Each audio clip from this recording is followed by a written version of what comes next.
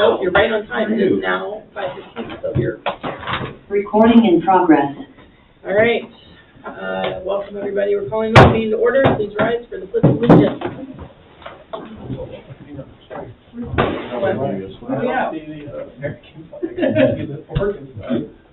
We do another Oregon now? We used to have a small one in here. All right. Time out. Get one out. You know, I was up at Meeting canceled for lack of a flag.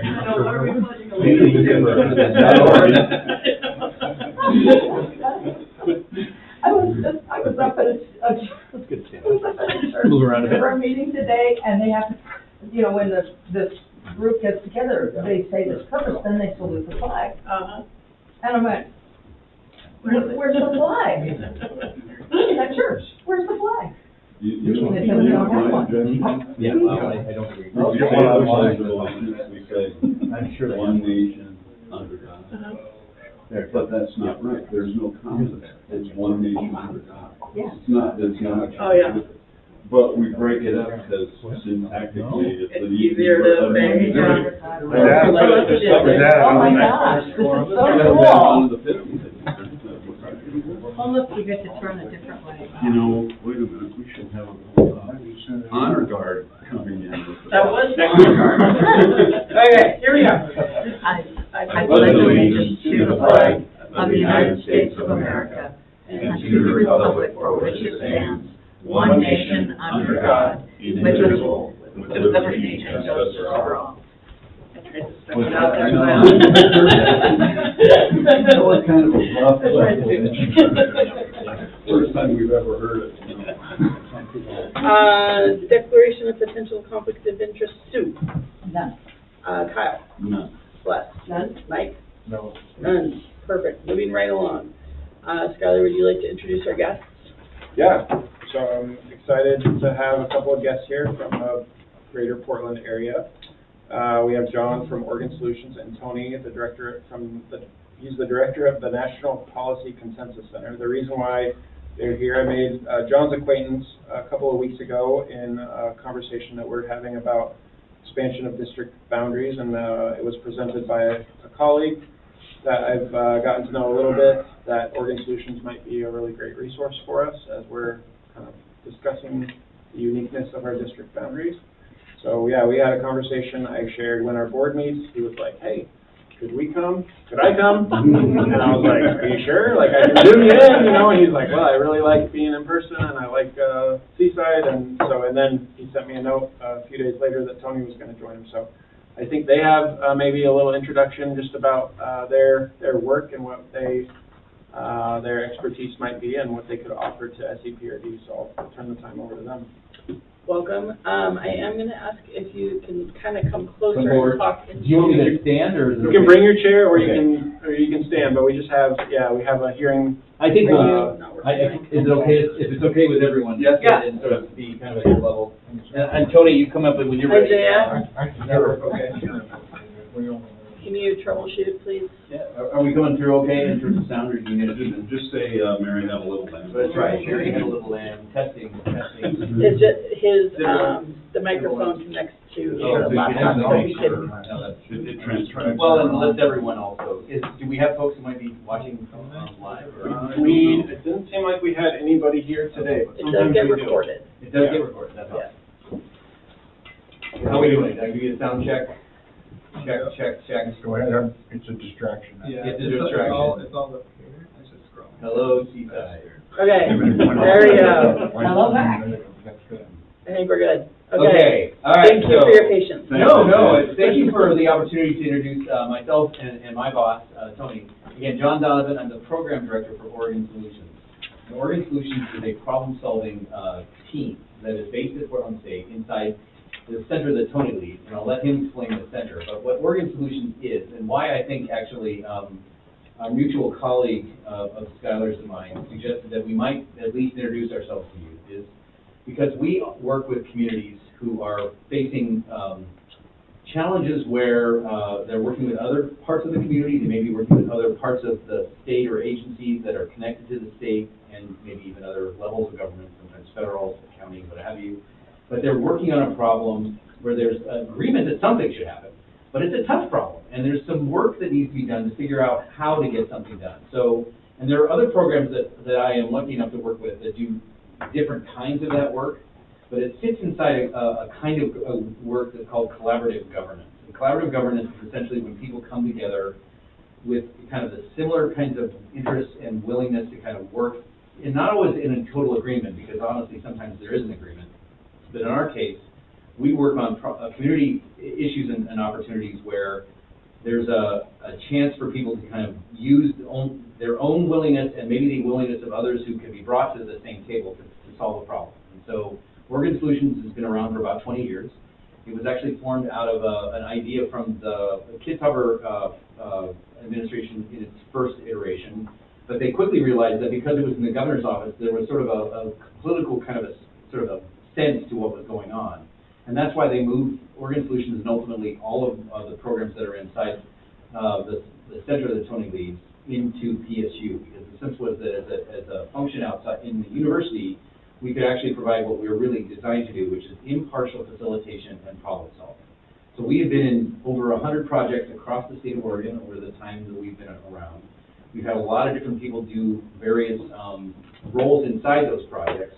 We asked the community to work with us to convene the table and to make sure all the right voices are at the table, and to work collaboratively together to address the issue at hand. Some example, well, I'll stop here because I want to let Tony introduce himself, because you need to sort of understand how we fit inside a larger structure of collaboration. But then I want to give a moment of just some examples of things that might be pertinent to what you guys are all thinking about. But Tony, please. Sure. Thanks for having us here today. My name is Tony Salvador. I look after the National Policy Consensus Center at Portland State University, and it's called that because when it started, they wanted it to be a model for the nation. We were the first in the nation to do this kind of work, and certainly have it organized in this way, right, with the state to help people in the state solve their problems across their differences. There are 5 main units. One is Oregon Solutions, which looks at collective agreements. One looks at dispute resolution, which is Oregon Consensus. Right, so it's dispute resolution at the policy level, right? It involves agencies and all that. There is Oregon's Kitchen Table, which is seeking public engagement, trying to understand what the community thinks and what it feels and why, trying to really source that from a wide variety of perspectives. Then there's a training group, and then there's a research group, right, very small. So there's 5 units, and they all work together to try and do these, sort of serve the state.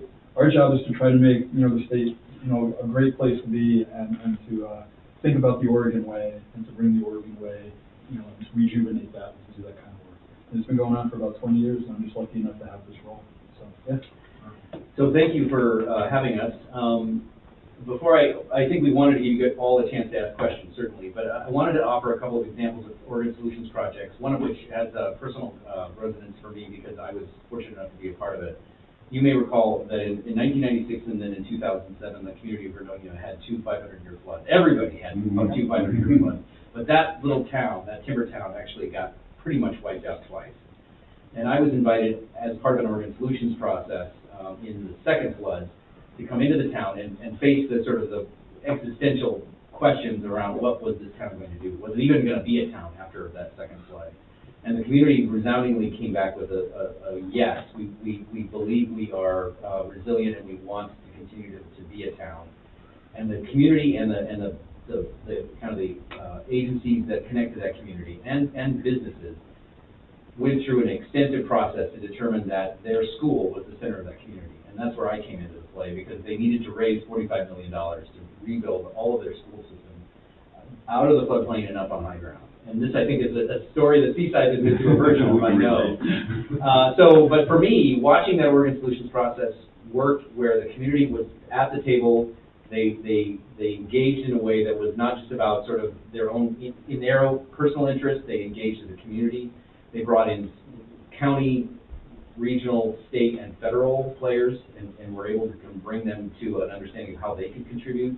And over the course of that process, we did raise the resources, open that school, and ultimately pay for the entire project. it was one of the most transformative experiences that I've ever been a part of. And when this opportunity at Organ Solutions opened up last fall for the director role, I jumped at it because that's the kind of work that I really feel like I am most rewarded by. It's an example of the kind of way that, as Tony called it, the Oregon way is still out there and possible to draw on. People do respond to their neighbors' calls for help when they are in places of dire distress, and we will need that as we go forward. And honestly, I'm one of the people who believes that every time we get a chance to do projects in communities, we're strengthening the kind of connective tissue that we all need to have for whatever is coming our way. I think a couple of other examples that are germane for you to hear about from Oregon Solutions history is our very first project was the Ford to Sea Trail out here in Clatsop County. It was a project that really showed, I think, the power and the positive nature of what could be done to a lot of the players in the communities that were involved with that. And then finally, just understanding that, again, because there are oftentimes questions of who has to kind of take on the responsibility of solutions once they're put in place, I will note that, again, we're often lucky enough to be able to kind of connect with the community partners who are in a position to be able to sort of step forward and say, hey, now that there's a good agreement and what we call a declaration of cooperation, which is the way that we finish our work. It's entirely voluntary, but it's entirely community-based, where people who've been working on a solution come forward and put their name on a written commitment to support whatever sort of decision's been made. And that becomes then the kind of the community binding sort of connective tissue that lets the process go forward. But there has to be someone who stewards that, and that process always comes back to a set of community resources that have to be available and willing to step forward, to take the wheel and keep going. There's one other aspect of Oregon Solutions that I want to sort of let you know about, and it is unique to Oregon Solutions, I think, in the country, as a number of facets of our center are. But when we were created, because we came out of the governor's office, we recognized the power that the governor has to declare a project of regional or statewide significance.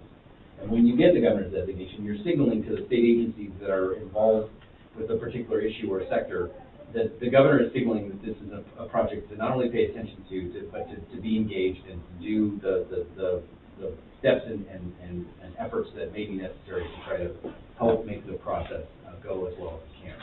Doesn't mean that they sort of, stop being the agencies they always have been, but they do sit up and take notice, they do attend, they do participate in a way that is additive often to the way to get to the solution everyone's going for. So that is not something that happens on every project, but it is a facet of what Oregon Solutions is fortunate to have as one of the tools that's available for us to consider.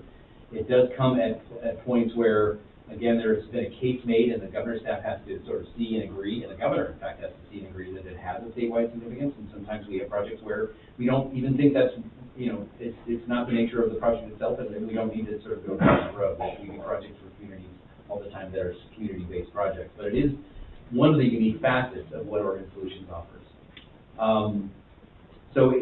I think I've covered the basics of what I wanted you to hear, and I hope I've stated in the time frame you had in mind, Skylar. Yeah, you did great. Are there questions that we can answer for you about what we do? I know that you folks are looking at some issues around your boundaries and some of the way that your agency really sort of is functioning and can function.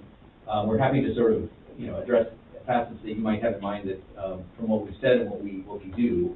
At any given time, Oregon Solutions is usually doing between 8 and 12 projects across the state in various communities and at various levels.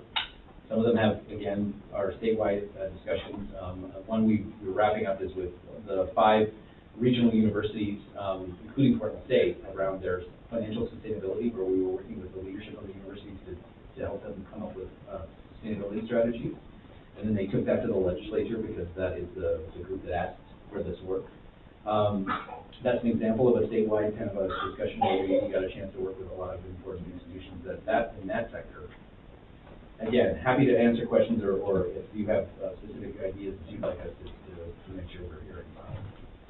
Were you involved with as the Oregon Solutions team in Astoria back at the turn of the century, if you will? Yes, the turn of the century. With the plywood, the mill pond there, the pollution. I remember Kitchever and Wu, Representative Wu were here, and there was a big thing, and I've read about it. Yeah, I was there for that. I thought that was great. They finally got that mill pond, that blight, Yep. figured out and got Yep. some investment, and of course now it's kind of exclusive housing, but, it doesn't take care of affordable housing. But are you involved with, any of these affordable housing issues or homelessness? So we are being asked at a kind of fairly steady basis for resource support. And one of the things I should say is that I think all of us within the center that Tony leads see ourselves, as much as we're project managers and we lead specific initiatives in the work we do, we're also resources. So we often get asked about sort of where people can plug into existing processes, where there may be resource or questions that it doesn't require a whole project to be formed, but they are looking for help in ways to sort of sort out where they might go to accomplish what they're achieving. This is a statewide initiative that the homelessness in particular, the governor has made her top priority. So it's very easy to see the places where it starts to connect to different community level projects and questions that are being addressed. We've talked to county commissioners out in La Grande about this issue and some of the things they see. They are making the same sort of assertions and drawing the same conclusions that the folks in Multnomah County are drawing in terms of just a matter of scale in terms of the issues and the challenges.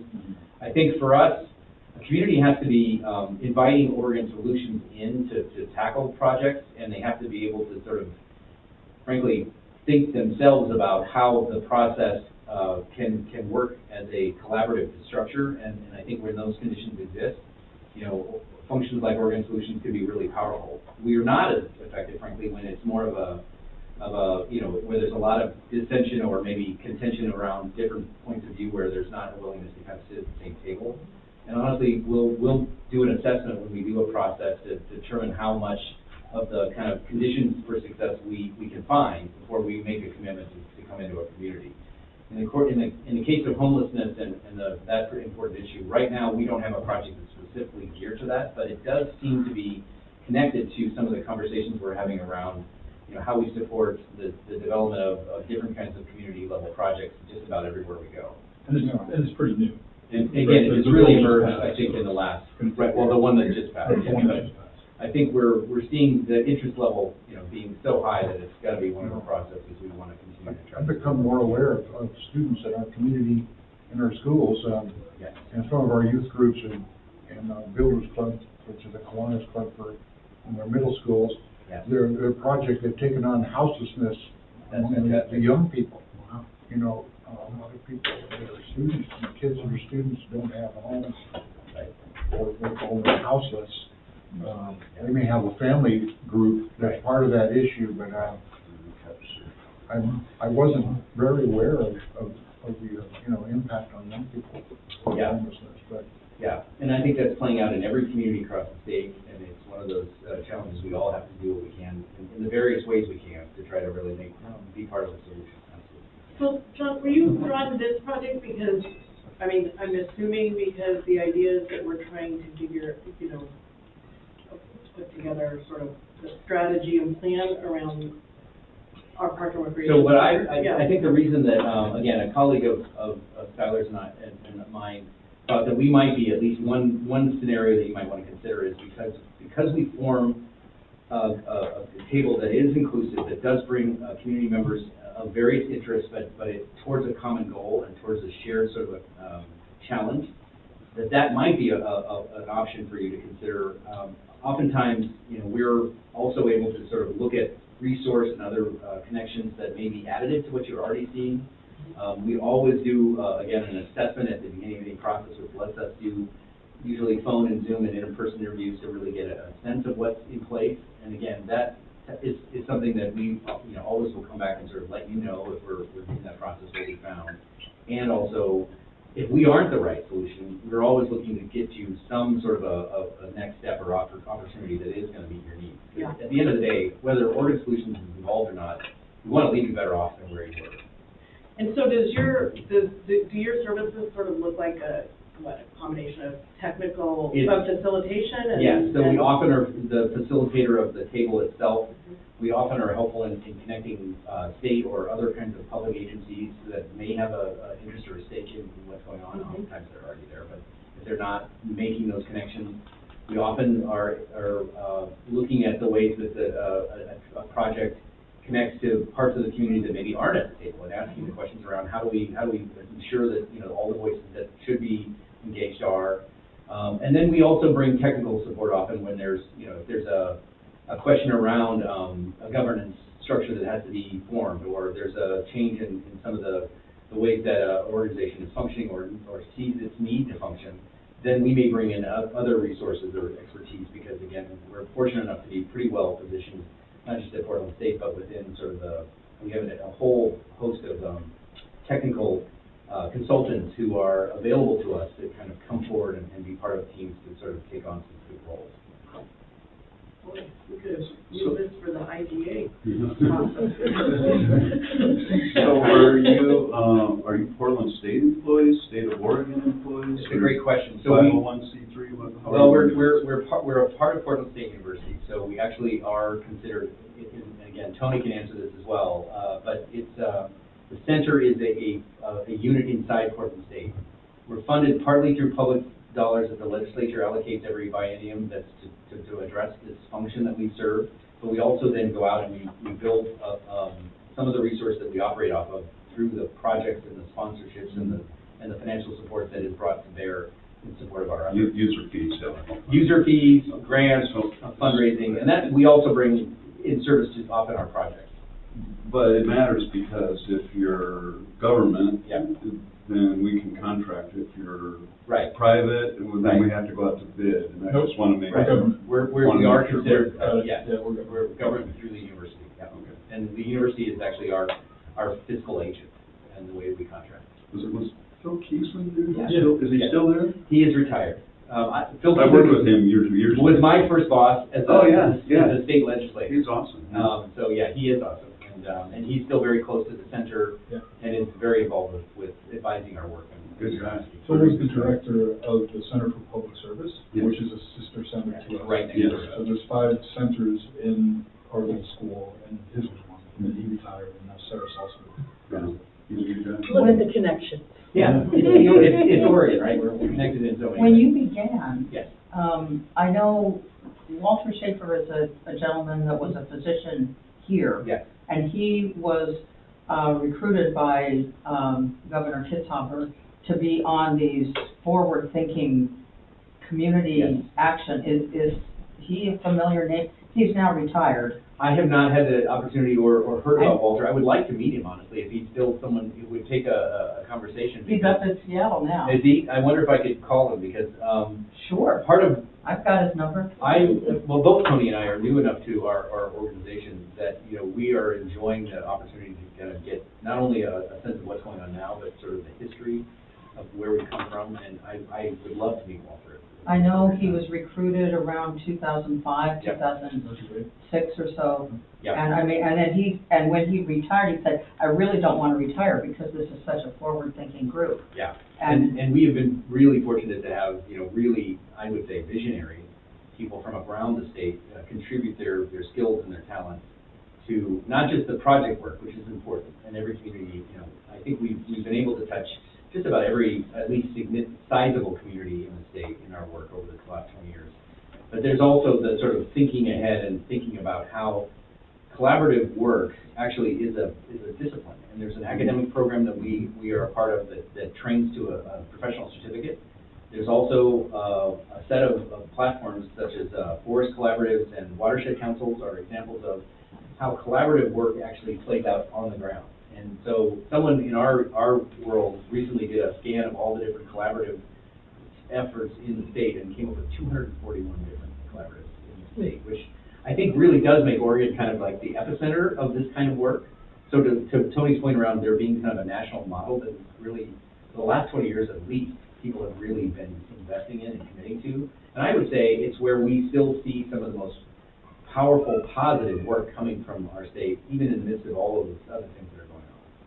I mean, I'm so fascinated by this because of another committee that I have been serving on. And so I'm curious about the role of and I hope not to butcher the name, but the charrette. Yes, that's right. So are you kind of the pinnacle I wouldn't say a pinnacle, but charrette, in my world, charrette is a really powerful tool for gathering people to do Right. a set of decision-making based often on visual and other sorts of problem-solving exercises that you Right. work together on. And charrettes are, and in fact, there may be an organization called Charrette that is actually doing that work on their own. They would maybe be the pinnacle. But that is one of the tools we use when we're taking, and I shouldn't say take because that sounds too much of a lead.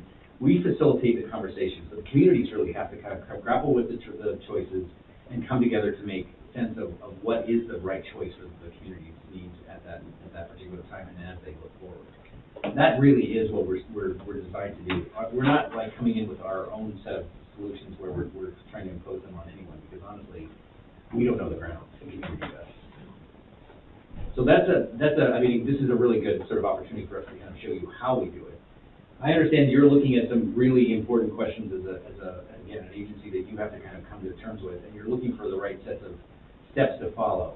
If you, at another time, because I think you guys have other things you have to attend to on your agenda, would like to actually engage in a longer conversation about how Oregon Solutions models actually play out on a specific issue or topic, we'd be happy to either be on Zoom, or if we can, again, as Skylar noted, I like to be in person. I'm one of those people that actually feels like in person has its own sort of power and importance, and you get a better feel for me in person than you would on the screen.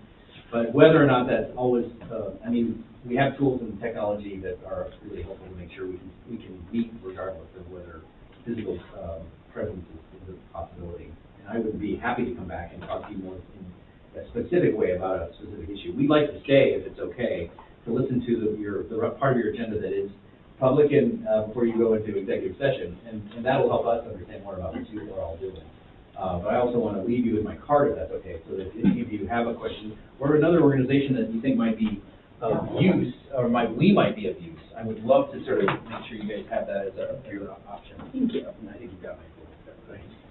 Is there anything else we can answer as questions? Or I'm glad we actually, that, you know, again, Michael mentioned that he had connection with an Oregon Solutions project that was really one of the first. And the work really does hold only because we try to stay true to the principles of we're impartial, we're coming in as a service to the community, and the community is really determined what the challenge is.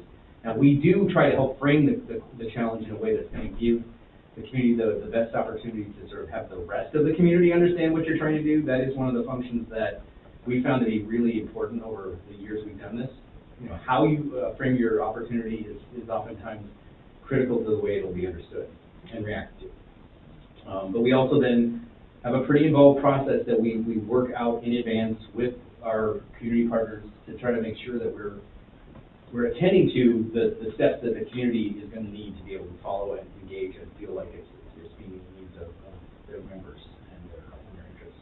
And that sometimes it's a short process, sometimes it can take a few steps. What's the lead time for an engagement? So that assessment piece, so if we were invited by a community, usually it's through a written request, which lays out kind of the challenge and what you're hoping to accomplish, and then the language that says we'd like to request an Oregon Solutions assessment. We go into action and we do our best to then, with your help, identify the right people to interview, go through the interview process, come back with an assessment that we bring back to ourselves and you to sort of suggest if we are indeed the right fit for the process and the opportunity. And at that point, it sort of diverges, right? If it's like we're helping you find someone else because we're not, we do that, but that's a short process. Usually an assessment is, you know, again, depending on how many people we determine we need to interview, it's usually between 2 and 4 weeks, and we try to make sure that it's a pretty concise process, because oftentimes there's timeliness and urgency in the questions that our communities are asking. If your question is when can we get started, that could be, you know, soon, Yeah. like now. I mean, we want to be responsive to the circumstances that each community is facing, and sometimes they're pretty darn urgent. How do you measure success?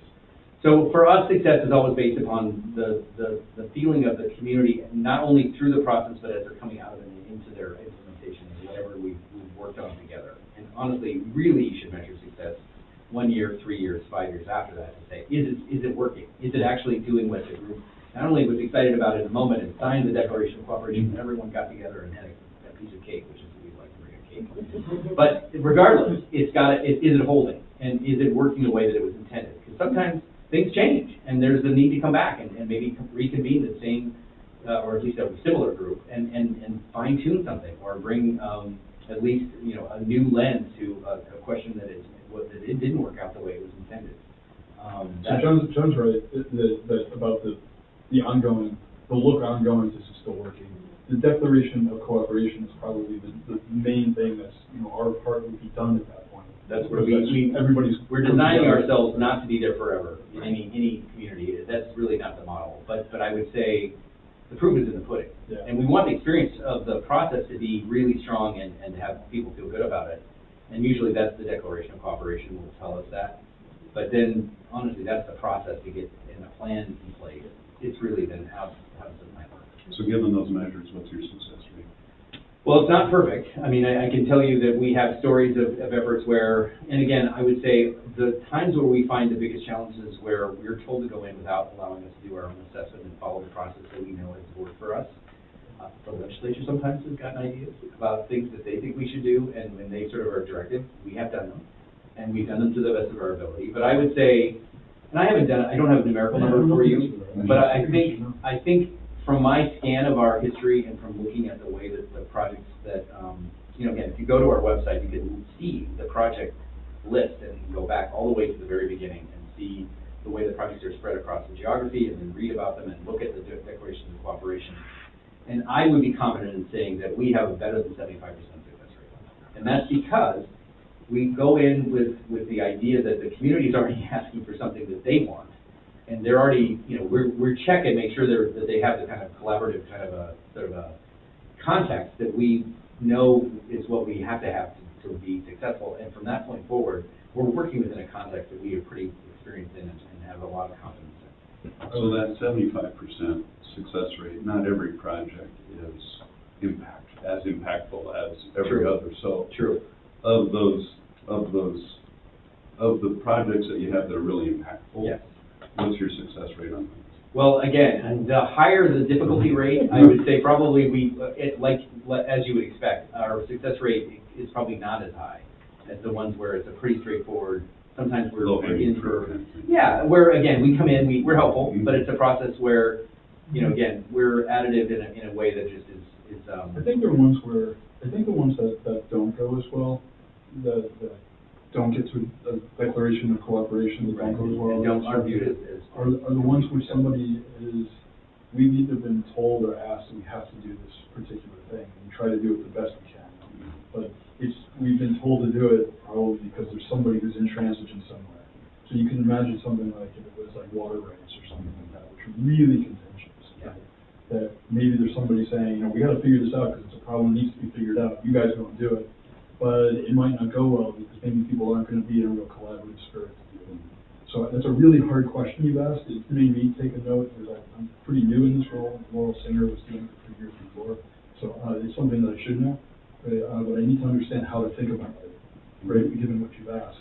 That's why I asked the question. Yeah, no, and again, we don't have a numerical answer for you. I mean, even I would be hesitant to say that, you know, I'm certainly less than the 75%. And could I tell you that I think it's over 50%? Honestly, I would want to make sure I actually took the trouble, but the opportunity to actually look at where, and a way to slice that is actually the projects that have gotten the governor's designations by their nature, they are elevated to kind of a statewide significance. Mm-hmm. And so if we looked at those projects in our success rate, I'm still confident it's a very strong positive result because of just the nature of the way our work has gone forward across the various parts of the state and the level of support we've been able to sort of draw on from county administrators and county commissioners, from mayors, from people who've been a part of those processes as we've, you know, come forward and been assessed in the legislative process every 2 years.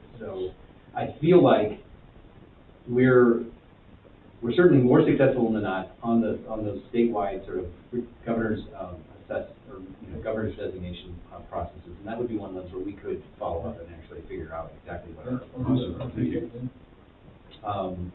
yeah, that would be really. And we are talking all the time about how do we measure, how do we use our work to be able to quantify exactly what our not only our margin of difference or excellence is, but actually how we're different than other options you might have, but how we actually then sort of explain the benefits of what we're creating. And some of it's, the stronger relationships, the connective tissue, the way that communities can be able to draw on the experience to tackle other processes. I can tell you from my experience in Vernonia took the work that we did around school, and they started calling themselves Vernonia Solutions, and they started doing some of the other project work that they needed to do in the downtown, in the way that they addressed some of the community challenges that were going on in some of the areas that were on the edges of the town that were frankly struggling with some of the homelessness and other sort of economic challenges that were all the way back to the 90s when the timber community and the timber industry really kind of pulled out. So, at one time Vernonia was the largest timber sawmill in the entire country, but that was in the 1940s. And so things have obviously changed over time. And I think Vernonia is a good example of a town that is still underway in its evolution to understanding what it's going to become in its future. But I would say they have really used the experiences of working together in some powerful ways that have benefited their efforts in many efforts and projects. So I have a question based on something you said. Yeah. About is it your business is located at Portland State, but you work for the government? Is there? So we're a function of, we're not an academic, well, there is an academic element of what our center does. We offer a professional certificate, but we're not a department in the sense that we have professors who are, sort of full-time academic faculty. We're a set of professionals who are geared to be community-facing inside Portland State. So we are part of the university, but they call us a center. I'm a program inside the center Tony runs, but the center is an outward-facing unit that is hosted at Portland State in part because of their commitment to being in service to the state as part of their role as a public institution. So while we do provide fellowships and internships, and we are teaching through 4 classes that are offered every full count every academic year to get to that certificate, our main function is to do this outward-facing work. And Portland State has been good enough to host us in that way since 2001. Now, Portland State recently just became kind of a lightning rod for cybersecurity. That's right. That's right. And again, I think, yeah, and there's a lot of different sort of, it's a very large institution. It's also being really connected to the homelessness challenge in downtown Portland, and the way that all the universities are looking at the way their needs of their students and their faculty and staff are changing because of not just the hybrid work environments, but frankly the interests of everyone and how we meet them with those large institutions and the buildings and resources they can make.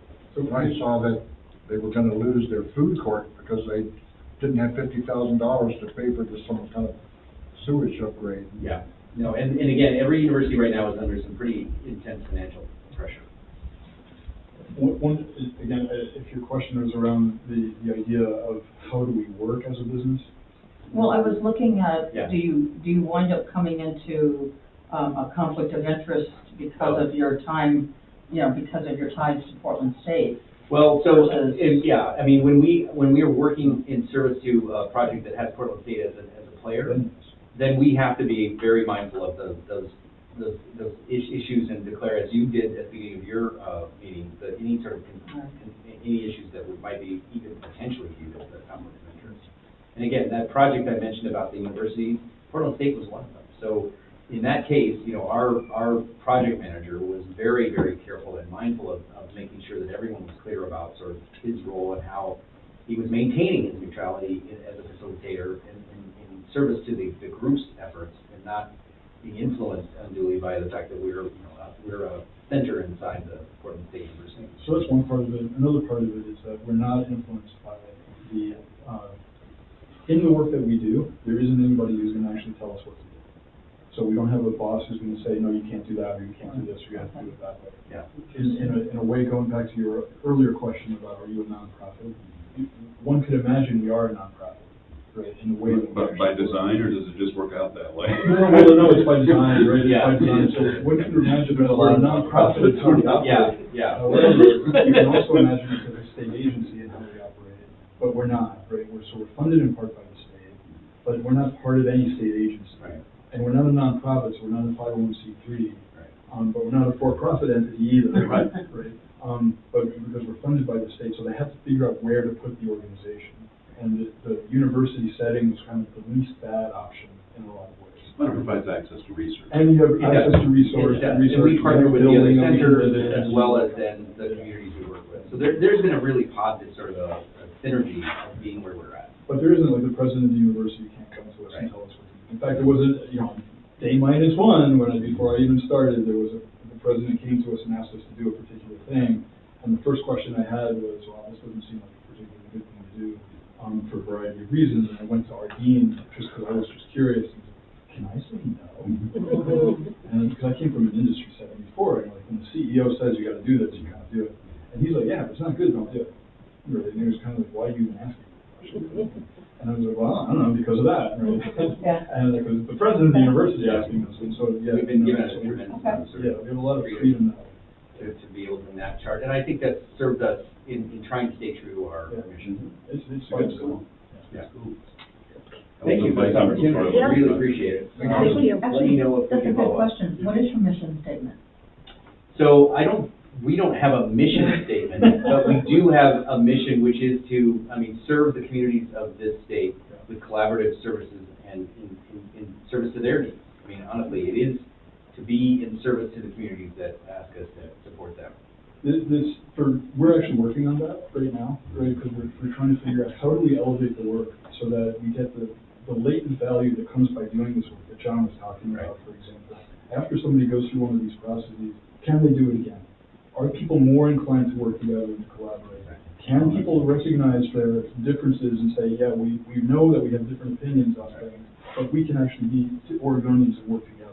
So collaboration is a learned competence. It's a learned Well, there are definitely tendencies and techniques that we have found to be really useful for the purposes of achieving the goals of the program. Yeah, I think you got some really good key words there, collaboration, cooperation, are real important. And I recently had an experience with SDAO. I brought it up at last month's board meeting about, and it was along the lines of district expansion or what legal steps you need to do, but I kind of struck on a new idea that came up at that conference about, merging services.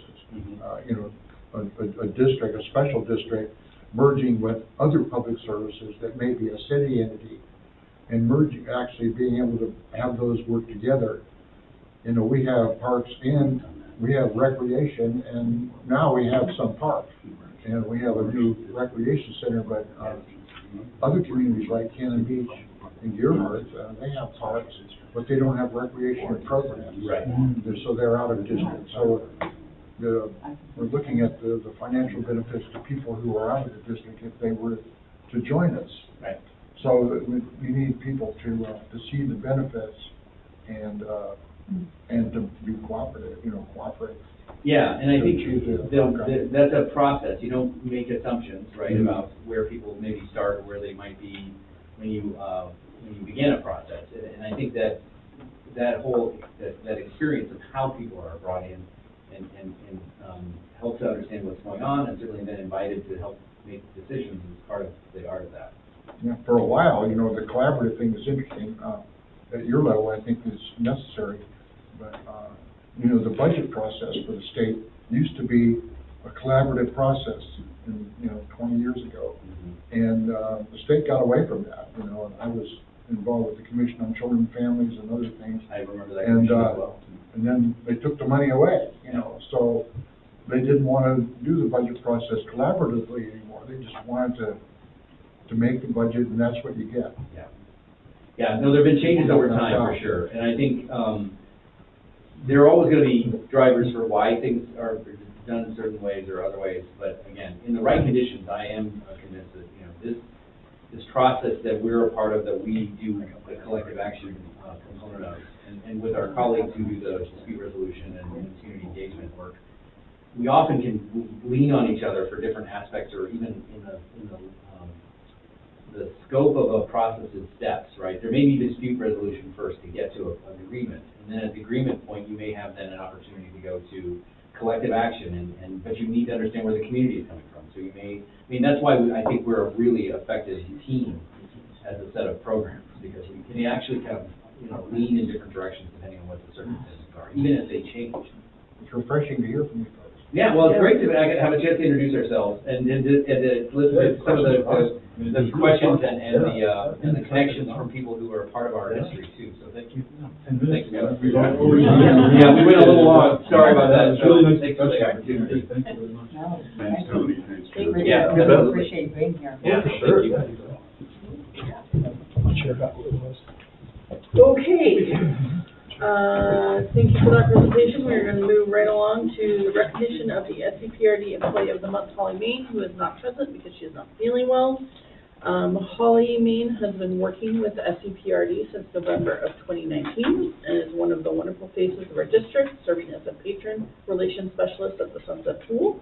Holly's incredible people skills, smile, and knowledge of the district help us in so many ways, as she warmly greets patrons by name and gets them the information that they need so they can sign up and recreate. In addition to her interactions with patrons, Holly also sets a great standard for engagement and communication internally, working hard to reduce barriers and enhance operations. We would like to thank Holly for her hard work and congrats on your recognition as Employee of the Month. And we hope she feels better.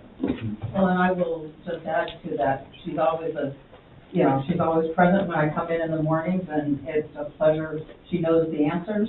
She knows where to get the answers if she doesn't have it off the top of her head, and I am just always grateful for her presence. Any public comments? Nobody outside, and we do not have any online participation at this point. We threw him for a loop with the Thursday thing. Yes, yeah, keeping the public on their toes. Yes. In correspondence, I did not see anything in the packet. Perfect, moving right along. Approval of board meeting minutes from February 27th, 2024. I did not find any errors. I was kind of disappointed. I'd like to make a motion that we approve board meeting minutes from February 27th. Thank you, Celeste. Thank you, Kyle. All in favor, signify aye. Just Opposed, because nay. I'm not sitting there doesn't mean I can't. Aye. Sue. I'm sorry, what? All Oh, in yes. favor. I'm still the one that seconded, It you know? slows down the process. Kyle. Aye.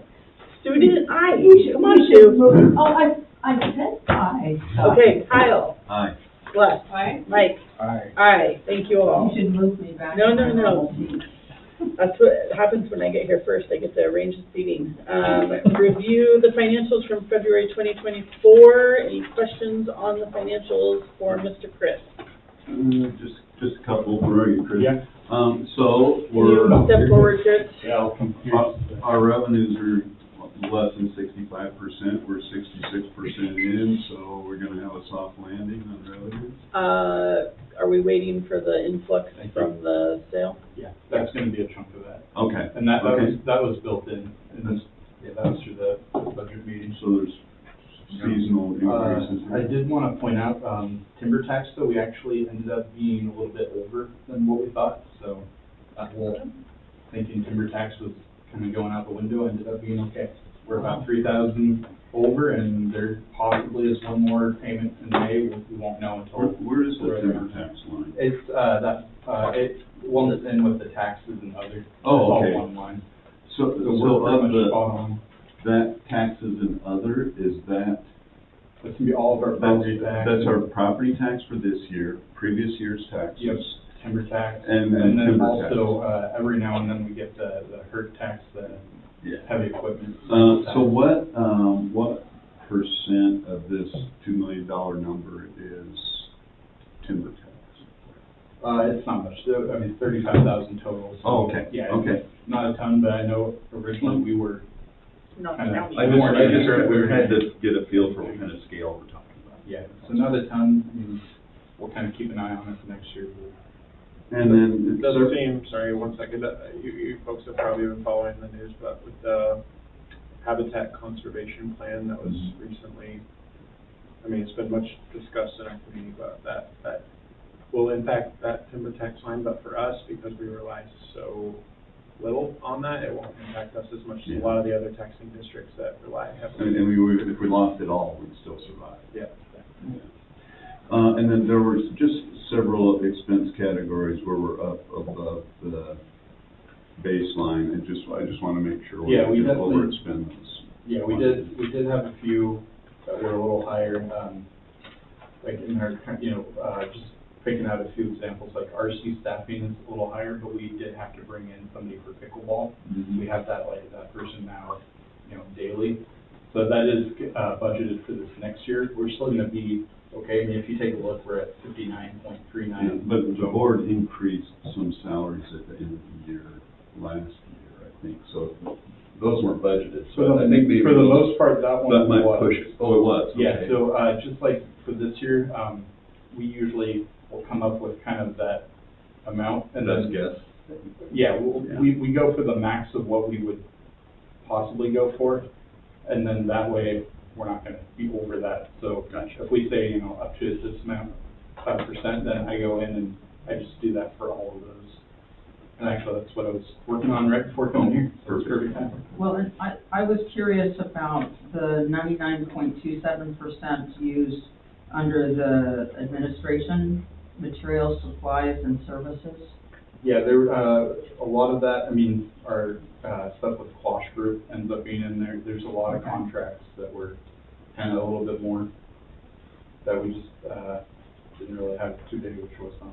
Are we over on the Clash Group contract? I mean, I wouldn't, Not over necessarily, I think, what Yeah. we found between them and, SEA with our strategic plan right now is that the length of the contract has extended, which means the work of the contractors has extended. And I think the other factor besides the strategic plan is the conditional use permit process just was much longer than we were hoping for when we were budgeting. I think those are the two, kind of main factors that are influencing that line pretty heavily. Again, I think if you look down at the total for administration expenses, we're a little over, but I think it'll pull kind of itself back. and overall, the one thing I did want to point out, and I know Celeste, you brought up this before, was, we didn't want to really cut staffing costs because we don't want to overwork them.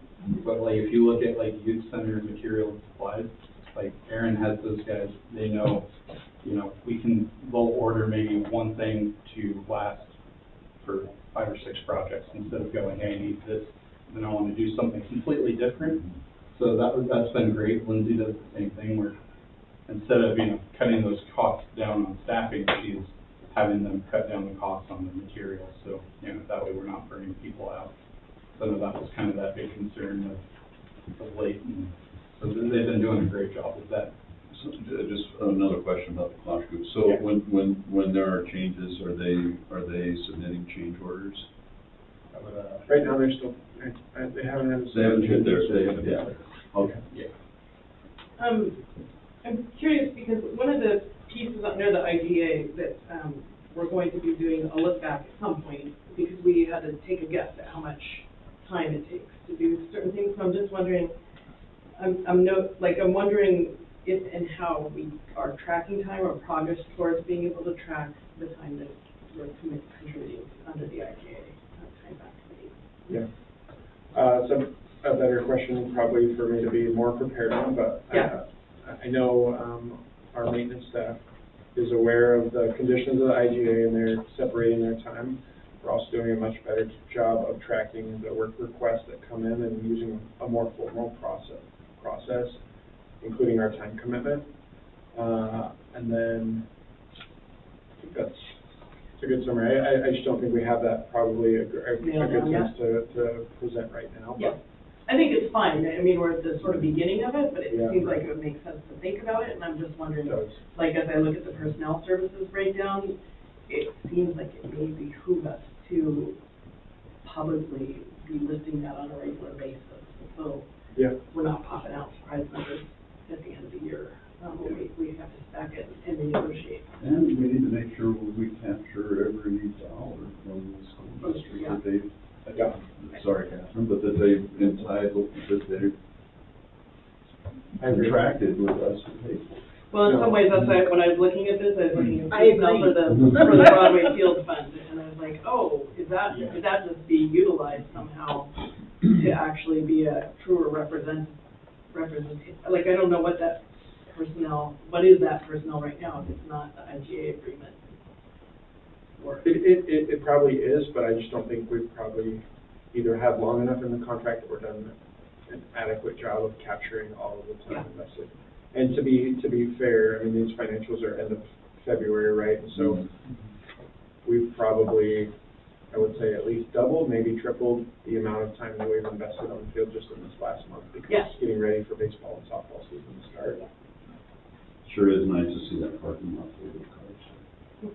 Yeah. People are using the field. Parking lot and the auxiliary. Yeah, spaces. everything's full. That's awesome. Well, and the number of people asking about what the construction going on is really interesting. I mean, there are a lot of questions, you know, a lot of interest, I like that. Yeah. Yeah, I think, I've got a lot of questions, and when I share what's happening, it usually requires it's not just, oh, we're building a new field, it's, we're moving a building, well, then you guys just build that building. Well, yeah, kind of, but now we have to do this, and there's this, and this, and here's the relationship, and it's very, there's a lot of complexity, I think. You should have like a FAQ card, you could just be like. You know? Yeah. It'll Scan probably here. be a thumb drive rather than. Yeah, fair. Yeah. The history and backstory. I need the organ solution. The point about the IGA systems, Yeah. we could use them a Months year ago. ago or so. Or You a guys few are years about ago. 2 years late. Okay, any further questions on financials? Well, I'm very grateful for the vendor list, because it just took away about a half a dozen questions. That's why they put it in. Yeah. there. Just keep that up. Trying to Sometimes tip I have jobs, to refer dude. to that because you have companies that change their names like every couple months. Yeah. I'm trying to look them up and I'm like, well, let's see, what are they now? Oh. Nice work, Chris. Yep, Yeah, thanks. thank you. Hey, that, Do we have a motion? I'll move to accept the financial plan, Thank you, Kyle. financial documents, From- financial statement. February, yep. And We I'll have- second. Thank you, Sue. All in favor, signify aye. Opposed, nay. Sue. Aye. Kyle. Aye. Celeste. Mike. Aye. Aye. Thank you. We are not doing the staff presentation from Justin Smith, as he had just returned from vacation and was not quite prepared, so we will catch him another month. Old business occupancy update, go. Yeah, so, the first thing I need to clarify, and I think I've done this a couple of months, so I apologize, but number one should actually be labeled the fire alarm system, which is different than fire suppression, and for whatever reason, in my feeble mind, I get those two things mixed up a lot. So Chris from Klaus Group wanted to make sure that. Thank you, Chris. Good night. Thanks, Chris. But yeah, we have had some good work on this. I shared that we got a round or a batch of feedback from the city back, and we've adjusted the plan and resubmitted that to the city. That was submitted earlier this week on Tuesday. We're pending a response from them, but we're hoping that we hear back in the next week or so, and we'll have the permit as a part of that message back. And then that work will begin in the next couple of weeks after that, once we can line up the services. So. Will there be any closures while the work is going on? No, we're gonna keep the building open and operational as it has been. What we'll have to do is call on our youth programs to be flexible with us and perhaps move some things around, program spaces basically, so that some of that work can continue, especially when they're getting the testing of the system later on. But no We'll hope for good weather and go play outside. Yeah, that is one good thing about pushing it a little bit further. So again, happy on that. We've still been meeting weekly with the contractor that we hired, Convergent, and feel strong about what they're going to be able to deliver. They're working with Inland Electric locally to do most of the project. Oh, of course. That's it for number one. Unless there's questions, I'll move to item 2 under occupancy. I think everyone's aware and really thankful for the great opportunity that we had to be approved by the Planning Commission on March 5th. So hope the board feels their important role in that important step for us and that success. We are still waiting on receiving what's called the notice of decision from the city staff. Although the gavel was struck and the permit was approved, we typically would wait until the notice of decision is issued from the city, and that would indicate the actual steps that are going to be required for this to move forward. What are the conditions on that approval? Again, we're not expecting anything that hasn't already been discussed or hasn't already been shared back and forth between us and the city, but it's typically best practice to wait until you have that notice of decision, otherwise something may surprise you. We're expecting it this week. I think it's been 10 business days now, so if we haven't received it, I think by tomorrow one of us is going to nudge the city to see if we can get that notice of decision laid out. Is that process taking longer than we would have expected, or? I think 5 to 10 business days is pretty standard. Yeah, so hopefully, again, we'll hear the next few days. The next steps. Just a question Yeah. about process. So Sure. when they approve it, and it was unanimous, when they approve it, then does the city have to bless that approval somehow, or are they acting independent of the city? Are they being the planning commission? Yes.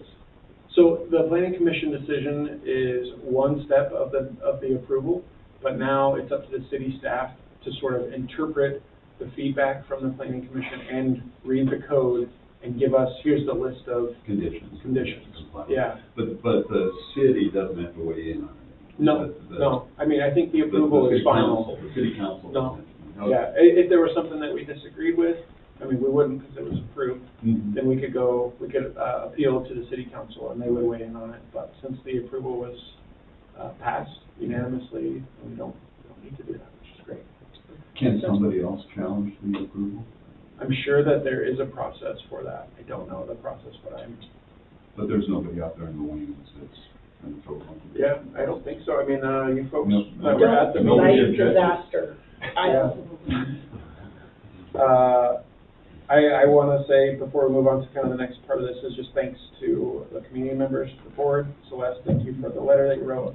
I apologize that I wasn't able to be here for that meeting, but just the collective effort that we've all had an important role in getting this to this point. I mean, it's been one of those things that's been on our agenda for a very long time. We've been working on pretty tirelessly, it feels like. So the next steps would be, I met with the project team yesterday to talk about that, and we're always, looking forward to the next steps. But there's some steps that we think we'll have to take in terms of improving the building life safety components to get that certificate of occupancy, and we could apply either for a temporary certificate or for a permanent certificate. It'd be kind of up to us and the board to determine what our next steps are. But the good news is that in the short term, we certified to use the building for the conditions that we've outlaid, and that once we go out for that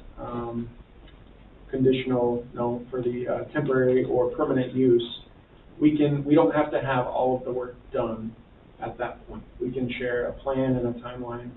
Hey, we're going to work on this in 2025, or we're going to tackle this thing in 2026. And they can and typically would issue permits or approval for us if we have a good plan laid out.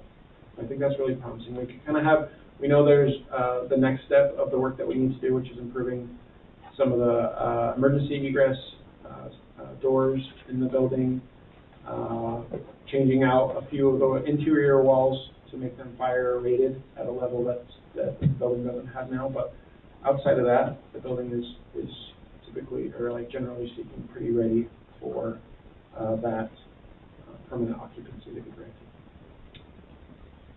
What's the timeline on The timeline. that? The most likely timeline for?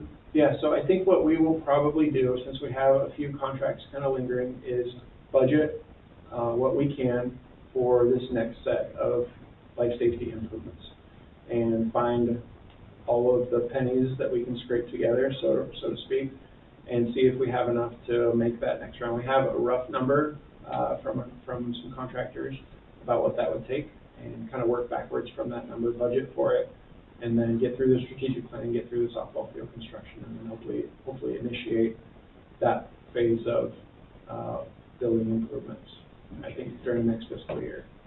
Okay. I think it occurs to me that there might be some opportunity in there to do some resource development, and to talk to some foundations or folks that might be willing to invest or support some of those improvements. I think it's a little tough because we don't have a strategic plan that would tell the story of what we're doing, but I think we have enough in place.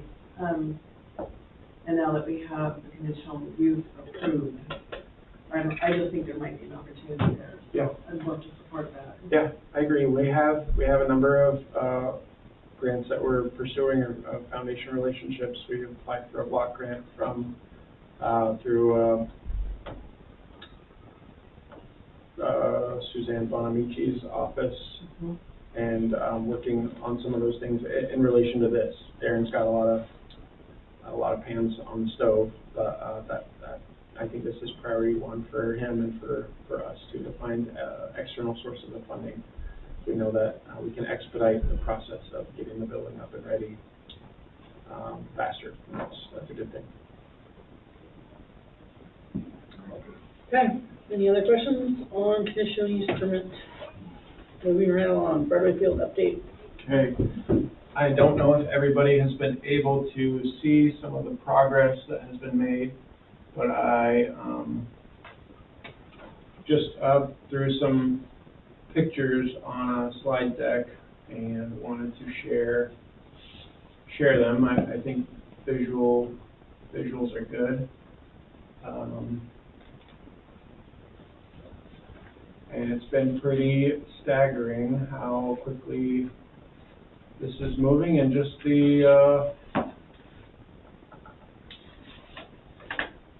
sorry, 1 second, the destruction, in a good way mostly, that this is rough.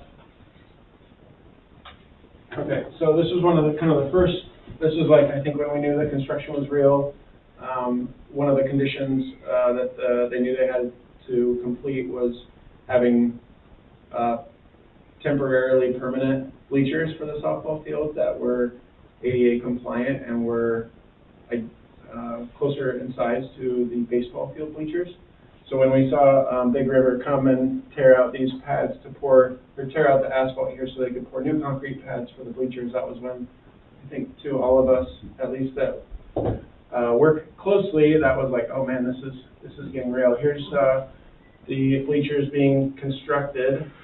They came and were assembled by somebody that does this a lot, very professionally. And here's the bleachers on one of those pads, and you can see the improvement that they were from the previous bleachers. This is obviously just one component of this large project. Where's the ADA compliant piece of that?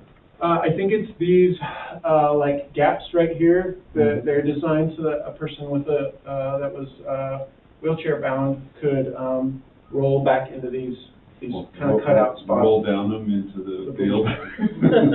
The ramp. Oh no, that's not a finished product. I can never tell if you're actually being serious. So, this on the right is the softball field? This is the softball field.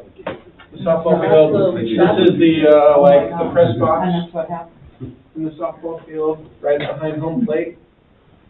For some reason, The angle's kind of funny, don't Yeah. It could be Not the movie? it could be the picture, Green building, but, yeah, the Orient. but also, this is like for this season only.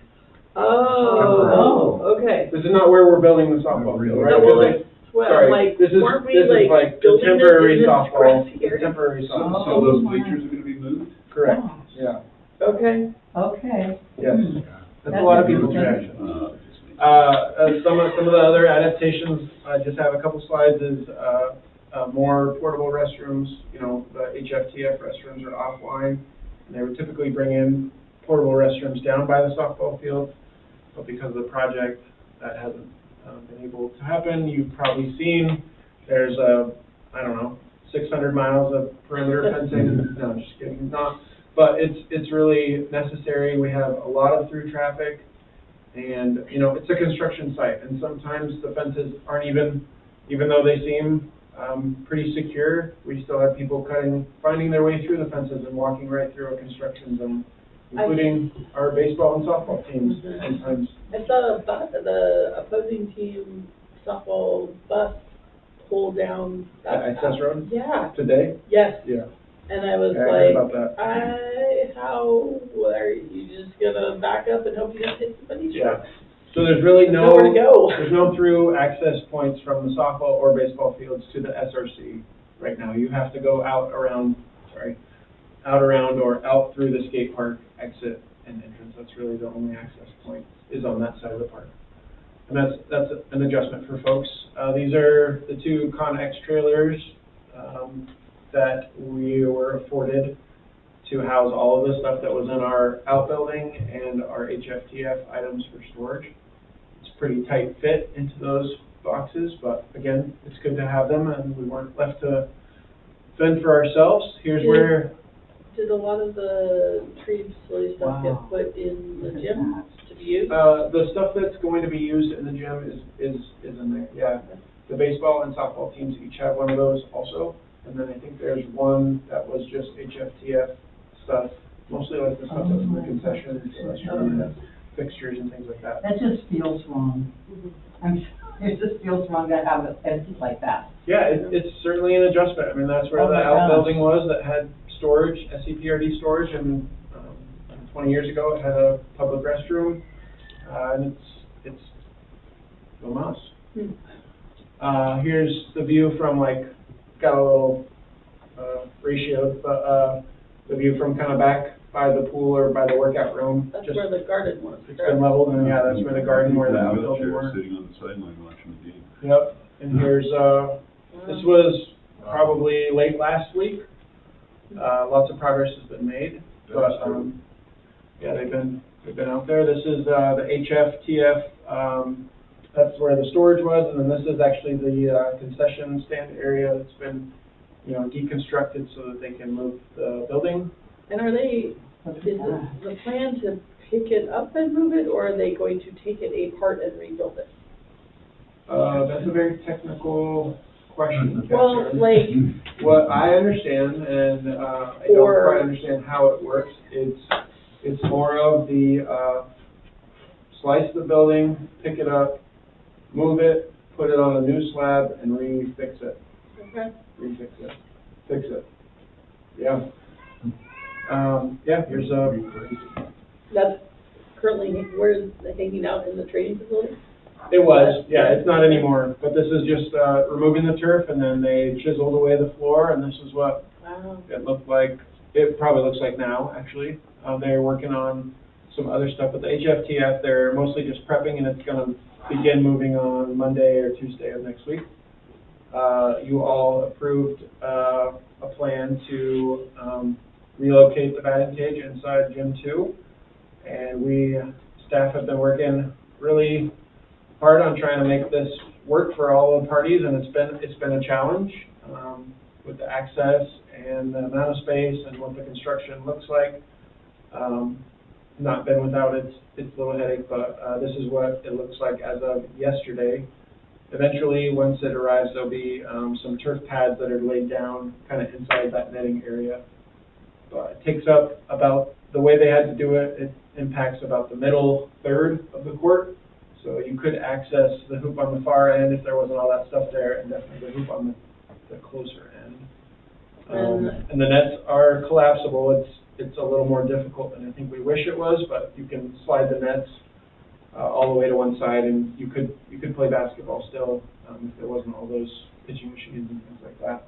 But the grass, the AstroTurf, or the green carpet, it's not permanent, of course, but we are going to try to not have to pick it up and move it, because if we put it back, when we put it back down, it needs to be affixed with some sort of a double-sided tape membrane thing. Is that gonna scratch up our floors?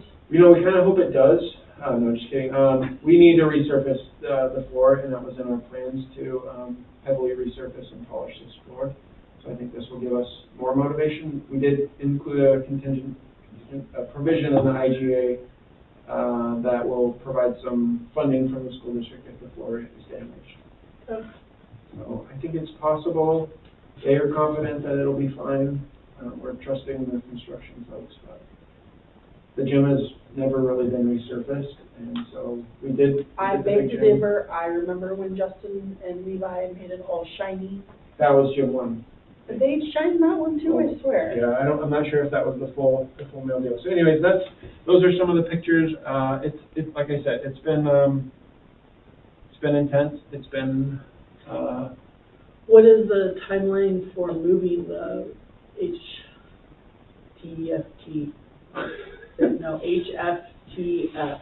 the timeline is, supposedly the contractor for that part of the project is going to start Monday or early next week.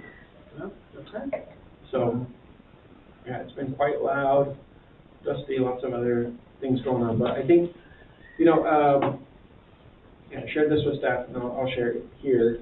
This is a good thing, and we just kind of, I'm encouraging folks, myself included, to keep our eyes on the prize, which is down the road, which is, challenges of right now are not going to be the challenges of 6 months from now. We're going to have, I think, some really nice facilities, a really nice field, park area for both softball and baseball, for our youth sports, for the community to use. And I think keeping the relationship strong with the school district is in our best interest. Keeping that partnership strong, I think, is really important for us, as we know, because when that wasn't the case, it made things really challenging. We just have too many things going on that we share, and needs and things. So anyways, in terms of number 2, that's certainly part of this. We are nearly ready to sign an intergovernmental agreement between the 3 parties to move forward with the plan that I shared. The funds are going to be directly dispensed to our foundation, but there's provisions in the intergovernmental agreement that the district and the city will work collaboratively to improve the existing garden with a portion of those funds for this growing season. Still, I think we're going to be able to capture that, and then preserve a good chunk of those funds for if we want to expand the railroad garden site for next growing season, for a future growing season. I had an opportunity to talk with someone who gardens there. I do not remember her name. She just happened to, I was talking with Rachel Whistler, who I know is a master gardener, and she overheard me, kind of came over and offered some comments. And something that that has been her garden location was The railroad? Mm-hmm. And she really likes it, and she thinks it's great. The one thing that she offered that she would like to see as an improvement, besides the parking issue, was a hedge along the road to help with, car debris and noise, yeah. and I think that's part of the plan. yeah. Is a native hedge. Yeah. Okay. Is that along the highway or along the street? Along the highway. I think the last time we talked about this, I was under the impression they're going to remove some of the foliage and the trees and the hedge along the street. Yeah. But yeah, along the highway, something like that makes big sense. Yeah. So that was her one comment. That was Great. something that she would like As long to as it doesn't shade see. Well, and a nicely trimmed. makes a Hedge. windbreak too. It has Yeah. to make a good windbreak. We have that one that grows green year round that's by my house that I don't know what's called, but. Rachel Whistler has been gardening there? No, it was not Rachel. I was talking with Rachel Whistler. Oh, This I other know lady. Rachel Whistler. I haven't seen her. Yeah, this other lady came in, but I don't know. Anyway, okay, that was my comment. Thank you. The whole road. All right, strategic plan update. Yeah, I don't have any direct updates from last month. Again, last month was the board meeting that we had, the same day we had our community charrettes, and 2 of them in great participation. We are working with the team to finalize the first draft of the plan. It's expected that we'll have a couple of iterations of the plan drafts, if you will. One question I do have for the board is, Traditionally, there would be an introduction letter in the front of the strategic plan. I was sent a template letter by Susie that the board could adopt or compose their own. There's also traditionally a letter from a person like myself in the agency. So I want to ask the board, I think it's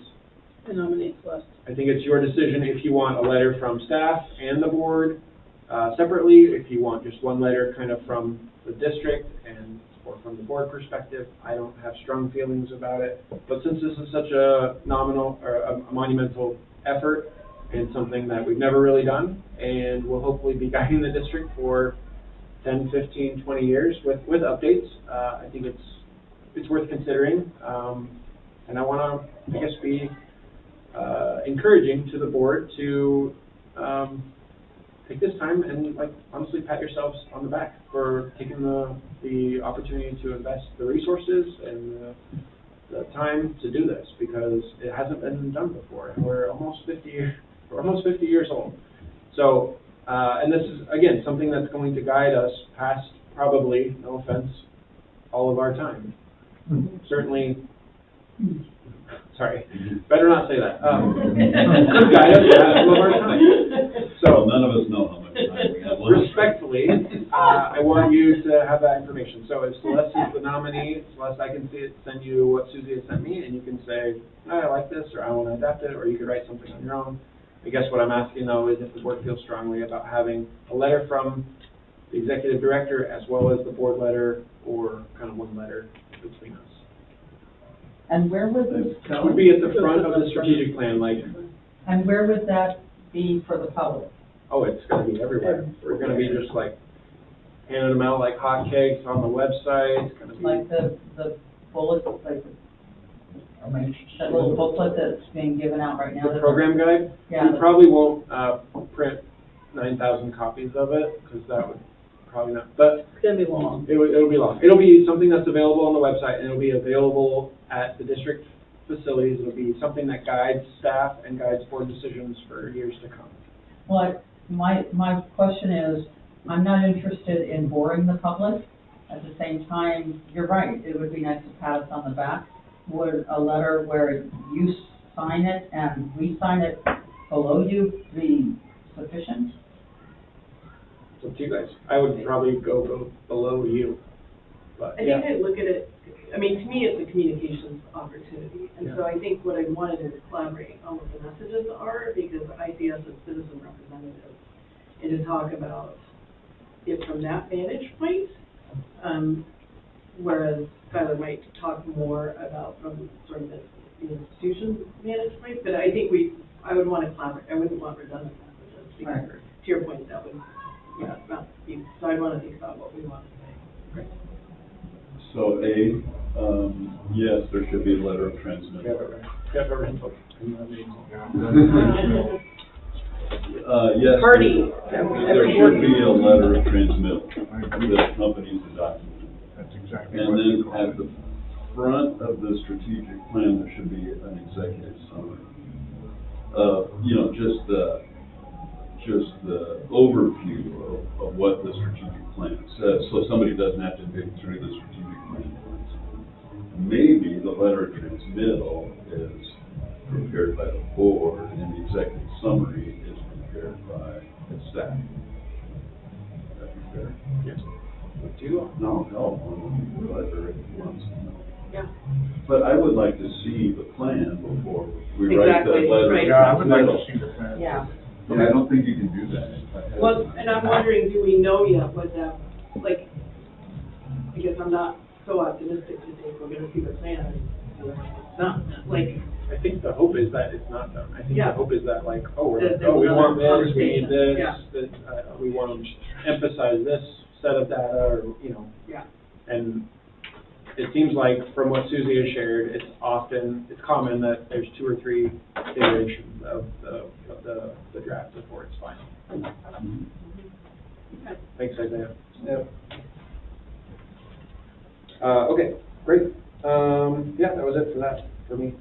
Okay. Previous presentations, do you have anything more we want to add on that, or just Yeah. on the I do, sorry. In addition to great conversation with John from Oregon Solutions, and again, appreciate their time and being here, and Tony, nice to meet you. I did have conversations with 3 other resources maybe for us in this. I'm speaking kind of without having time to properly kind of process the information that we got. Yeah, do you want us to, we could step away. No, it's a public meeting. I don't know if they're necessarily competing, because I think what Oregon Solutions is offering is really unique and maybe more collaborative than some of the pitches that I think I heard. But either way, I wanted to have a conversation with John and with some other folks to kind of help inform me on how this would work, how that relationship might work, and what the contract might look like, what some of their initial thoughts are, and figuring out sort of timing, how long would that take, and when would we want to initiate that process. So I feel like I got more information that helped kind of form my perspective a little bit, and I don't necessarily see a lot of bandwidth for us to engage in this really heavily right at this moment, or the need to do it if we're going to line it up with a special, like an election time where we know that we want great voter turnout. So what I'd like to do is just kind of keep working on that in my head, and maybe let you guys marinate on the information that you heard from John and Tony tonight. And if that's the direction that we end up going, then I think I'll be open to that feedback. And I think that they have a really, I don't want to call it a product, because there's a great opportunity, a great relationship. And Yes, and we would be excited to build a relationship, and certainly, again, the assessment part of our process is sort of provided in service to communities, and there's no cost to the communities that request it, and that alone, we hope is of use to you to add to what you're already thinking and can consider. And it doesn't preclude you from looking at a number of other options in terms of how you want to actually pursue some of the other needs you have. Sure. And you may not even want that, but I guess I want to leave you with the sense that we don't look at ourselves as competing with other providers as much as, again, hopefully we're a helpful resource to you. Yeah. Sure, Gail, that way, yeah. So just a question about timing. So the systems development charge will. Well, this is just for the boundary. district boundary conversation. Oh, We're not- just the district boundary? Yeah. Well, we're exploring system development charges at the same time we're exploring expanding the boundary, and they work together because system development charges will affect taxes. And if you go out, We don't have to put it to the vote. right, but if we go out to sell our service in the context of an expanded boundary, then it's going to be hard to say, you know, tax yourself for the service you're getting, and tax yourself again for every building that you build or remodel that you do on your property. So I just think we have to be careful how we time out the different things. I think that's an interesting piece. I feel like, I think our previous discussions have centered probably on Earhart as our primary, and they just don't have the same quantity of building going on there as the Seaside, which has a lot of new building being planned. I So guess don't know. as part of the assessment, then Yeah. they would look at the. That could be a question we could look at. The zoning and the available properties for construction, both in Seaside and Deer Park. I think that's a good. Yeah, I did share that with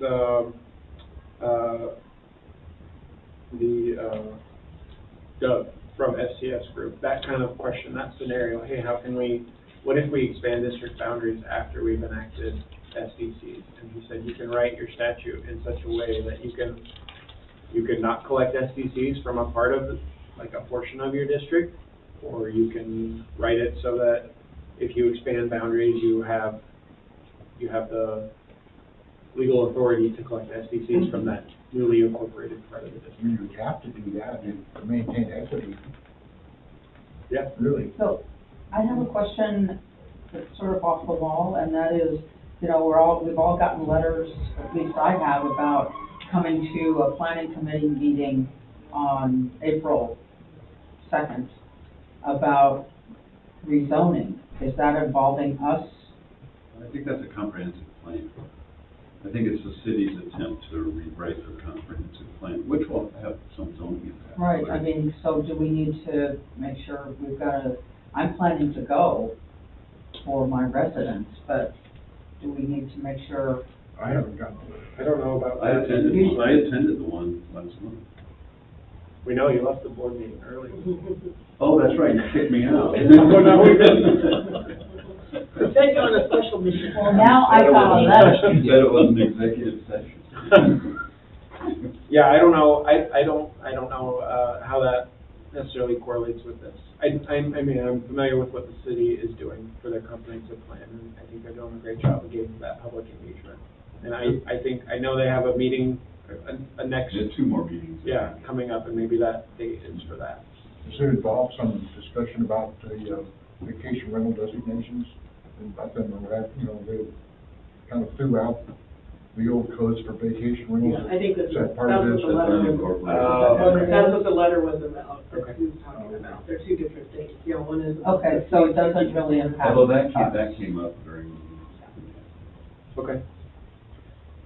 Anyways, I guess, I'm of the mindset that I don't necessarily think that we need or should make a decision on, expansion district boundaries tonight, or next steps maybe, but I'd like to marinate a little bit on what we heard and see, get some feedback from the board on what they think is, the next step for us moving forward. And, I think I will say, there has been some positive conversations with some of those communities that are not in the district boundaries about opportunities for partnership with SEPRD that I'm really pleased about. And I think those are good.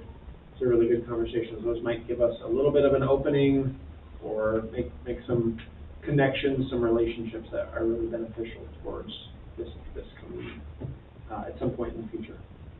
Do we know how many residents we have inside our boundaries? We know what the county has shared. It's around 10,000, and I know that's a big even number, so it doesn't seem, but there's about 7,000 to 7,500 in city of Seaside boundaries, and 2,000 to 3,000 outside of that are.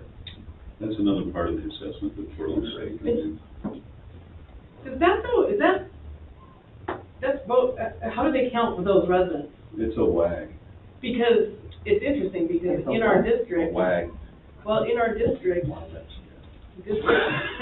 I was waiting for something prophetic. I'm so sorry, That was Celeste. That's all right. I apologize. Well, it just occurs to me because in our district, we have people paying into the district because they own proper real estate.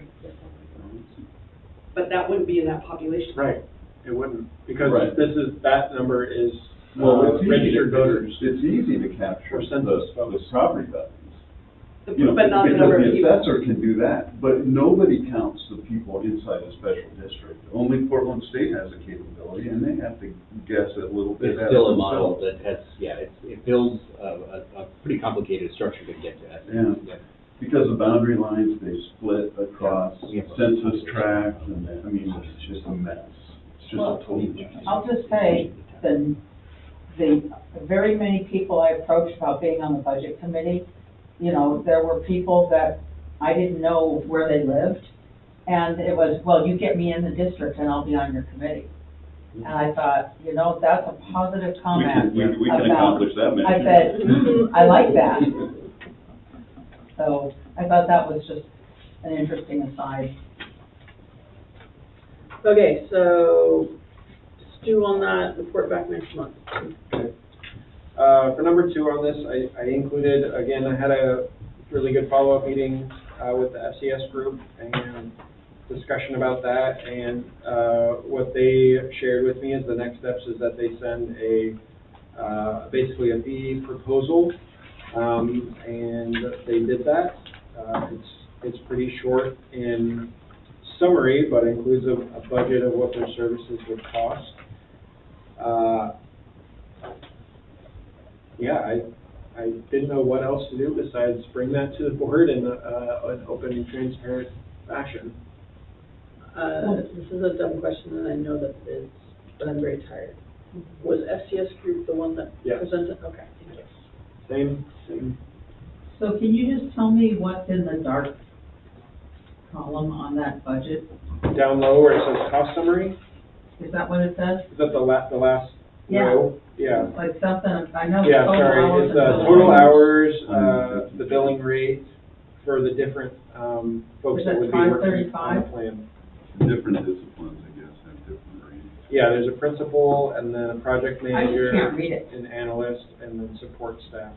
So these, guys, are they the ones that gave a presentation, but they didn't have their A team there?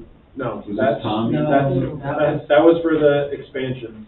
Oh, that was District for, that was expansion. for, This is yeah, the I SEC. gotcha. You guys had a really good, I remember. it was like almost an hour conversation. right. think it was I was that not, You were here. I was not there. Yeah. I have not met these gentlemen.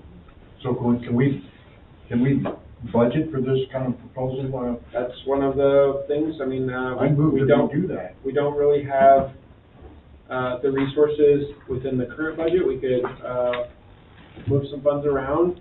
Maybe we would even look at a supplemental budget. I don't think we would have to, but, that's a better question for us to dive into. Or we could budget, these resources for next fiscal But year. don't we have a board discretion expense. You do? Yeah. So is staff recommending that we approve this agreement? Kyle, you just drive right to the heart of the state, don't you? So, Well, okay. I'm right here with them. I'm a curious individual. So I think it's been the position of staff, and we've shared this with you all, that we need to have more resources to expand services at the SRC and in other parts of our service area. And SDCs are really the only way outside of passing a bond or levy or expanding district boundaries that the state of Oregon has given special districts the capacity to draw in more revenue. It's the only mechanism that we have. Plus user fees? It's the only mechanism to draw in tax revenue, sorry. Okay. And looking at the other special districts, just park districts that I know that use SDCs, it is a very, it has made all of the difference in their agency to be able to have SDCs and expand services and offer more programming, more facilities, more amenities. So yes, it is the recommendation of staff that we allocate these funds and that we explore implementing SDCs with the FCS group. Okay. Here's my question.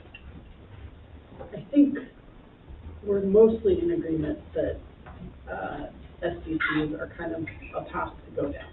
I think the part that we're not necessarily in agreement on or know enough is the timing of when to do that. In conjunction with our strategic plan, in conjunction with potentially going out for expanding our borders, all of those things, which I feel like is kind of where you guys might come in a little bit. My question is, okay, so they want $33,000 to tell us that we should do this? Like, I feel like we kind of already know that we should do this. It's a set of complex mathematical calculations. That They gotta figure out, yeah. There's a They have lot to of math. demonstrate what the strain on a system is for individuals. So they have to, as I understood it, they have to figure out, like, what does it cost to provide our park and recreation district services per individual, and what does it cost for, like, 100 new people coming in? Yeah. What's the future strain on the cost, system? And so they have to make that, demonstrate that, and then I suppose then do the calculations to figure, and I think that my understanding is there would be room in this for us as a board to talk about priorities. For instance, one of the pieces that I was concerned about is low-income housing, right? And whether or not that is a disincentive for SDCs.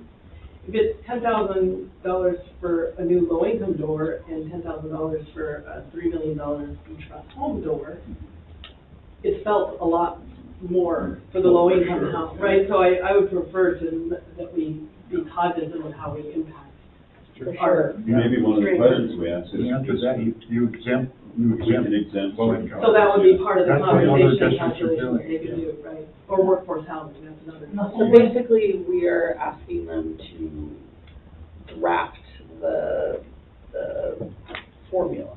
Yes, and Figure out also, how much, you know, what it would look like, as Yeah. a tax increase. And that's also- good for us, because also we to can guide decide us that as a through board. the, It's not tied to the public process of proposing SDCs, and there's timing and there's verbiage that you have to do, just like with, when we have budget committee meetings, we have to publish it in a certain way, it has to say certain things. So they do that, and they know, I mean, under communications 3.2, they talk about what that looks like in the 90-day period, and being present to respond to concerns that are raised. And there almost always is concerns, and it's typically from the segment of business that is going to be most impacted by contractors and construction folks. So I think the proposal includes their time in that part of the plan as well. So, okay, is there, I mean, we've heard use the discretionary fund, we've heard budgeted for next year. Again, timing on this, like, what is the time, like, how long is this taking? This will probably take around 6 to 9 months.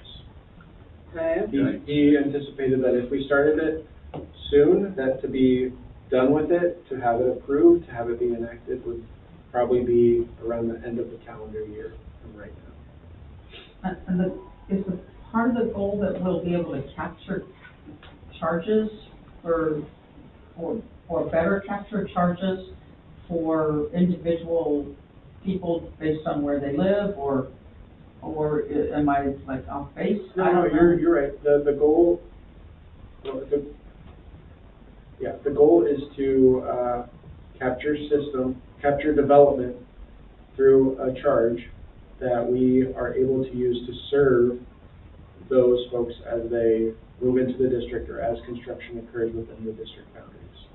So new development occurs, in theory, that taxes the resources that we have, or those folks don't have a park in their neighborhood. So systems development charge are the mechanism that we have as a special district available to us.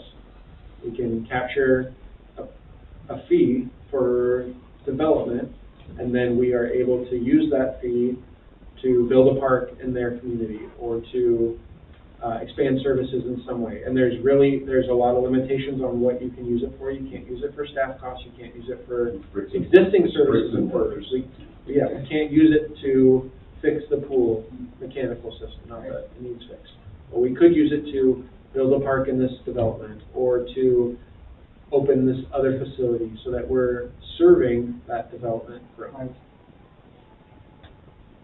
So, what you want is, you're looking for approval for this to go forward?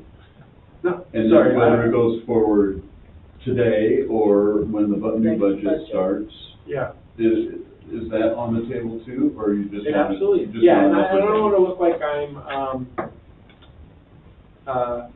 like I'm trying to straddle the line. I just know this is a big thing for us, and it's something, again, that we've talked about a lot. I felt like it was, the next steps for us was to have this conversation, and I didn't necessarily expect to leave this meeting and have approval from the board, but I did expect, now we have a hard number, and we can say, okay, is this in the best interest of the district to do this right now? How does the board feel about it? And then if the board says, yeah, I think this is the right time, Skylar, let's find the resources to do it, or let's allocate the funds next year, then we move forward. But I didn't feel like we could really do that until we had this information and that number to work from. So, one final question, I promise. Do we need to go out to bid on this, or purchasing policy require? Yeah, we need to go out for informal bids. Quotes. Yeah, for quotes, and I think that would be a part of our the next steps. We don't have to do it if we can show that, for whatever reason, we already have a relationship with FCS Group that precedes when we got this, which I think we can say. They've come to the board meeting a few times, but that would be kind of up for us to determine how we want to handle that part. it's under the threshold of having to go out for an RFP, but best practice would probably call for us to seek or solicit quotes from other parties. And I don't actually know which other groups do this, because this is the only group I've ever heard about for cities, counties, special districts. Just put it in the seaside Not a good paper. impression. Yeah. I think, considering the timeline needed, it would be great to start that very soon. Is there a way to financially, contract FCS, now and then later in case, our budget doesn't tolerate the expense? Sure. But all the expenses aren't gonna happen right away. It'd be great Yeah, to, let's go. Yeah, I mean, most of the expenses are gonna occur after July 1 anyway. Yeah. So, I mean, That's maybe right. not most, but at least a good chunk of it. So we could do, a phase. Partial, yeah, and if We you can do can, it, if you yeah. can shake out the couch cushions and get enough money to get About started. a third Phase one now. of the budget proposed is that third task, the communication with the draft report and presentations at meetings. Yeah, I would like to see this done before I retire from the board. Make a You're motion. not retired. I'm gonna say, excuse me? Make a motion. My term's up eventually. Yeah. I move that we form a contract with FCS as To, affordable, structure so that we can budget for it. I feel it, I don't It would be know. a little more general and just say, proceed with, the steps needed to establish a contractor for the, Because I do feel like we should probably go out, at least try. yeah, we can do that for somebody. Can we do else. that before we move forward with that? Yeah. Are you open to that then, Mike? Yeah, I'm agreeable to that. I think we should move forward one way or the other. I'm still trying to figure out what FCS stands for, and all I can see is football. Well, that's FBS, Well, this or says BCS. FCS. I know, I know, I'm making a joke. Okay. I'll second that motion. All right, all in favor, signify aye, opposed nay, Sue. Can I wait till the end? End of what? Are you abstaining? No, I'm just trying to figure out, I don't know. I don't have an answer right now, so. Well, you can abstain. Thank you, Kyle. Aye. Bless. Mike? Aye. Aye. Sue abstains. Or do you want to? No, I want us to go forward, so, okay. Yes. Okay. There is no obligation for you to Doesn't have to be. vote. Right. Yeah, I it doesn't. appreciate that, it's just, I want us, I wish I knew what FCS stands for. Yeah, I'm on Frank, Charlotte, and Sam. the website, and Well, that's, Charlotte is, no, his daughter's Hazel. I think it's like. it honestly could be named, because there's nothing on their website that says it's for something So, and fancier these than people that. were here, I'm just trying to figure out, these people were here last time. No, not last time, it was November, I think, Yeah. when we had the presentation. Yeah, and we didn't meet in December, we kept it on the agenda for January, February, and the board kind of provided some feedback, and, yeah, I got a proposal from him shortly after our February meeting, and sharing it with you. Was that November when you were in the happiest place on earth? Oh, yeah, October. October, wow, so it was a little while ago. Okay, thanks, folks, I'll keep you posted, it's great news. Yeah, obviously, it wasn't the happiest place on earth, because it wasn't here with you guys. All right, you ready? Yeah. Okay. One of the things that I've asked this board to be more involved in, they've responded great, is legislative affairs, adding our letter of support or drafting letters. And this is something that just came up a few days ago, but Special Districts Association is asking us to consider participation in. The timing was such that I didn't need to have the letter in or a letter of support or add SEPRD to this list of special districts that are working towards this. I also wanted to have it on the agenda to bring visibility to this issue. And I can share a couple of times when this issue has I guess, limited SEPRD's ability in some way. And one is for, during COVID, The federal government provided, I think they're called ARPA funds to a lot of cities and counties. Some folks got, you know, a good chunk of money. Clatsop County, I think, got around $7 or $8 million. I think the city of Seaside got a couple $1 million. And for cities that didn't necessarily have a lot of negative financial implications because of COVID, like the city of Seaside, the city did okay during COVID with like transient lodging tax and other normal revenue coming in. They're, you know, they get to have this discretionary set of funds that they can use for lots of cool projects, or maybe rebuilding a bridge, or what's the parking garage idea that is being floated around. Anyways, for SEPRD and for other special districts, we weren't given even the opportunity to compete for ARPA funds because we're a special district, and that form of government is not as recognized federally or even in our state as some of the other more traditional forms of government. So this act is to provide, I think, more awareness to what a special district is and what kind of funding streams they should have access to. So I'm sharing it with you. I think you all believe in the form of government that you're on the board for, and I appreciate that.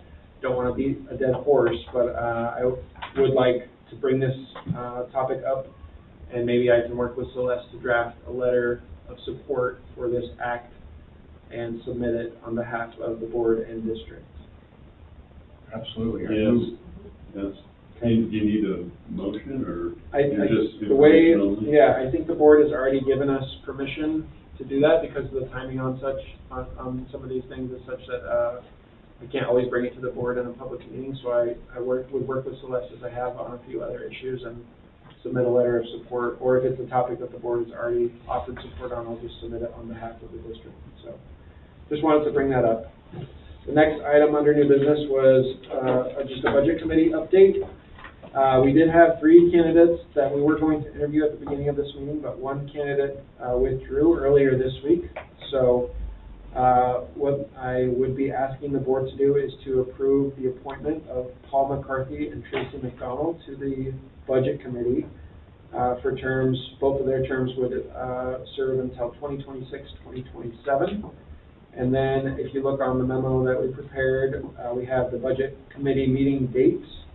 So the first date would be in about a month, April 30th. It's on a Tuesday. There's 5 Tuesdays in April. And I put a tentative time of 6 p.m., but that could be adjusted based on the board's desires. And then a second meeting, again, if necessary, and then that the board would adopt the budget during their May board meeting. I will note, Sue will point it out, that meeting is May 28th, not May 21st. So the 4th Tuesday of May would be when we would hope that the board would adopt. If we needed to deviate from that timeline, we can. We have another month until basically we want to have that approved and adopted by the end of June. It feels really good to not have to rush that process, though. So what I would be looking for is a motion to appoint those 2 new budget committee members, and then for you all to lock in those dates or share conflicts that you may have, and we can move forward with budget committee work on April 30th. I move that we approve Paul McCarthy and Tracy McDonald as our new budget committee members. Do you want 2 separate motions? Nope. And that we approve the proposed calendar of meetings, dates and times. Well, with the 28th. With the 28th, yes. Yeah, I'll second. Wait, the 28th is which one? May 21st, and May it's not the 28th. 21st. Our normal meeting date is the 28th, not the 21st. And Thank you, Celeste. I'm just gonna say, I seconded, that I'm the one that recruited, Paul, and I think he will be a good addition to our team. Thank you, Celeste, or Sue. All in favor, signify aye, opposed nay. Sue? Aye. Carl? Aye. Celeste? Aye. Mike? Aye. Aye. Welcome to the budget committee, folks. Future board members. Goals for 2024. Right. didn't meet your timeline. Yours either. So I don't have a memo in here. I feel like we have gotten a little bit fragmented on this topic. I don't know exactly where we should start this process, initiate it. I don't know if the board came to this meeting with some goals. So Kyle and I met, but we are not prepared, we do not have anything prepared for this meeting.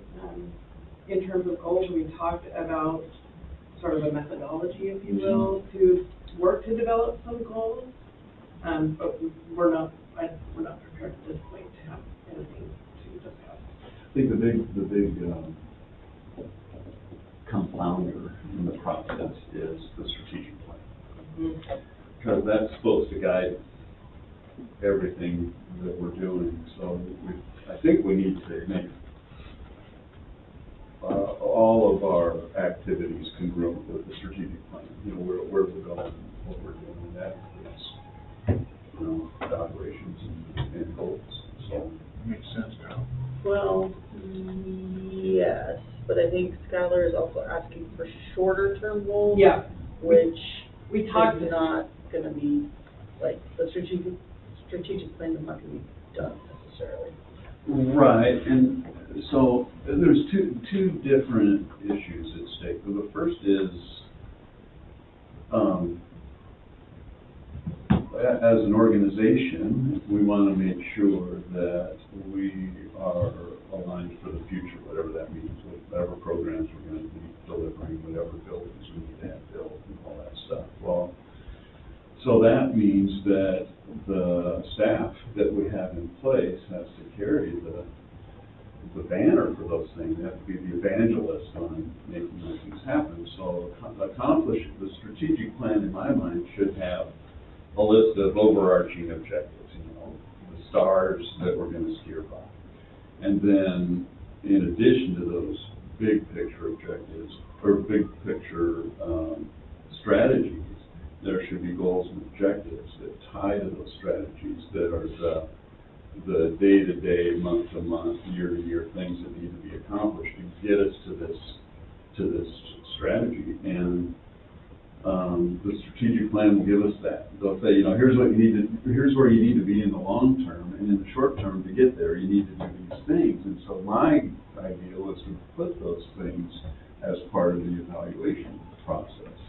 And not the evaluation process, but give the board a way to provide direction to Skylar on what's expected, and manage those expectations. So the strategic plan is really important to me. So I hope we keep going on that quickly. And we did talk briefly about this, like, that's the should-be state of where we need to, sort of, and that we have this, Aspirational the aspirational versus, yeah. state versus where we are now, and we just didn't have time to get to a place of talking about if and what an interim set.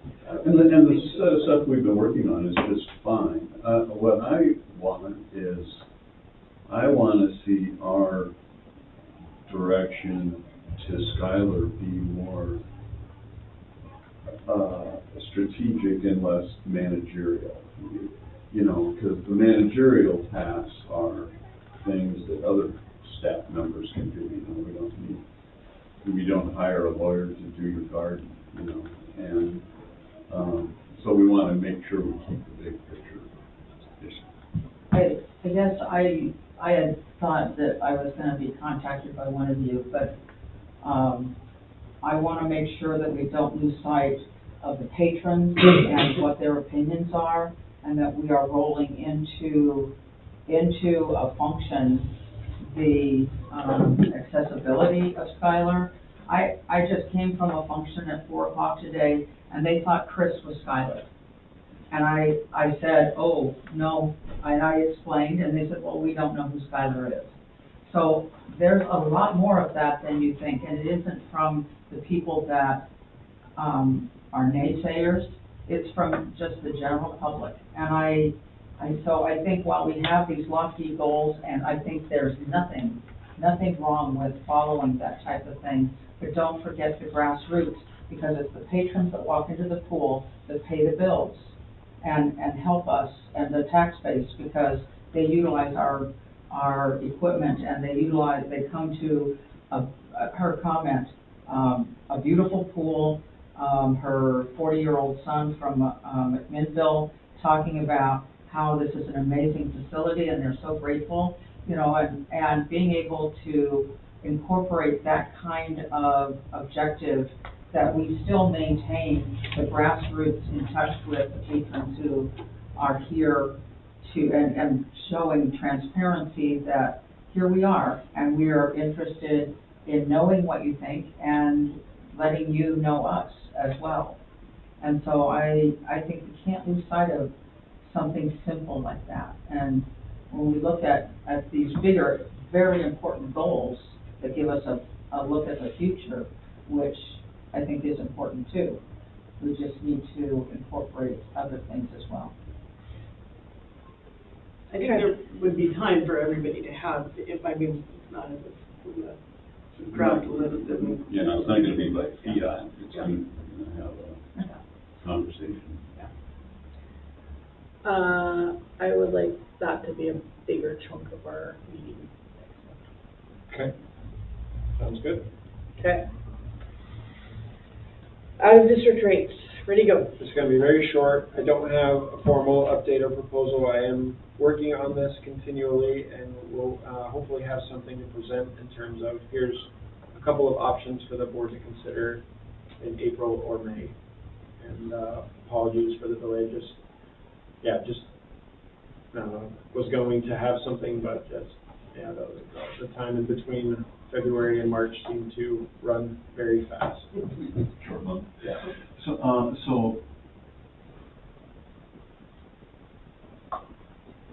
Sorry, stream of consciousness, I'm trying to formulate a question at the same time. I'm trying to think of all the possible permutations of what might happen.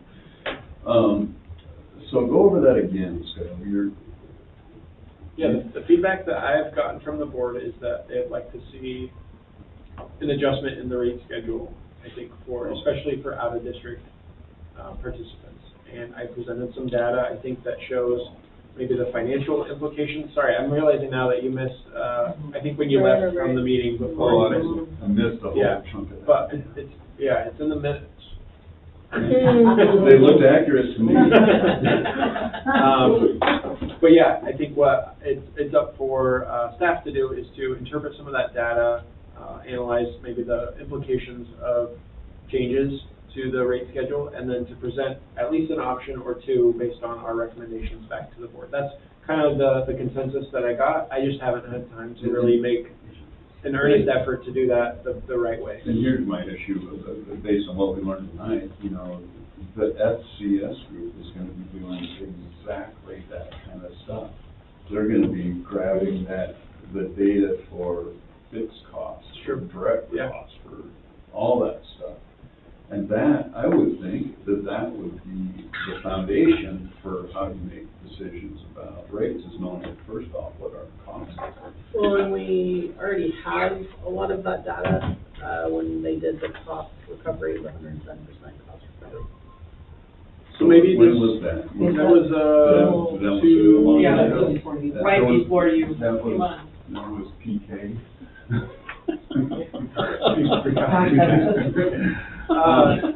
Maybe what this proposal could be, rather than adopting a whole new rate schedule, is just adopting a percentage difference for in-district versus out-of-district, and making some of those other adjustments that I've heard from the board are important in terms of priority registration for in-district and some other, I'd say, perks of being a district resident versus an out-of-district.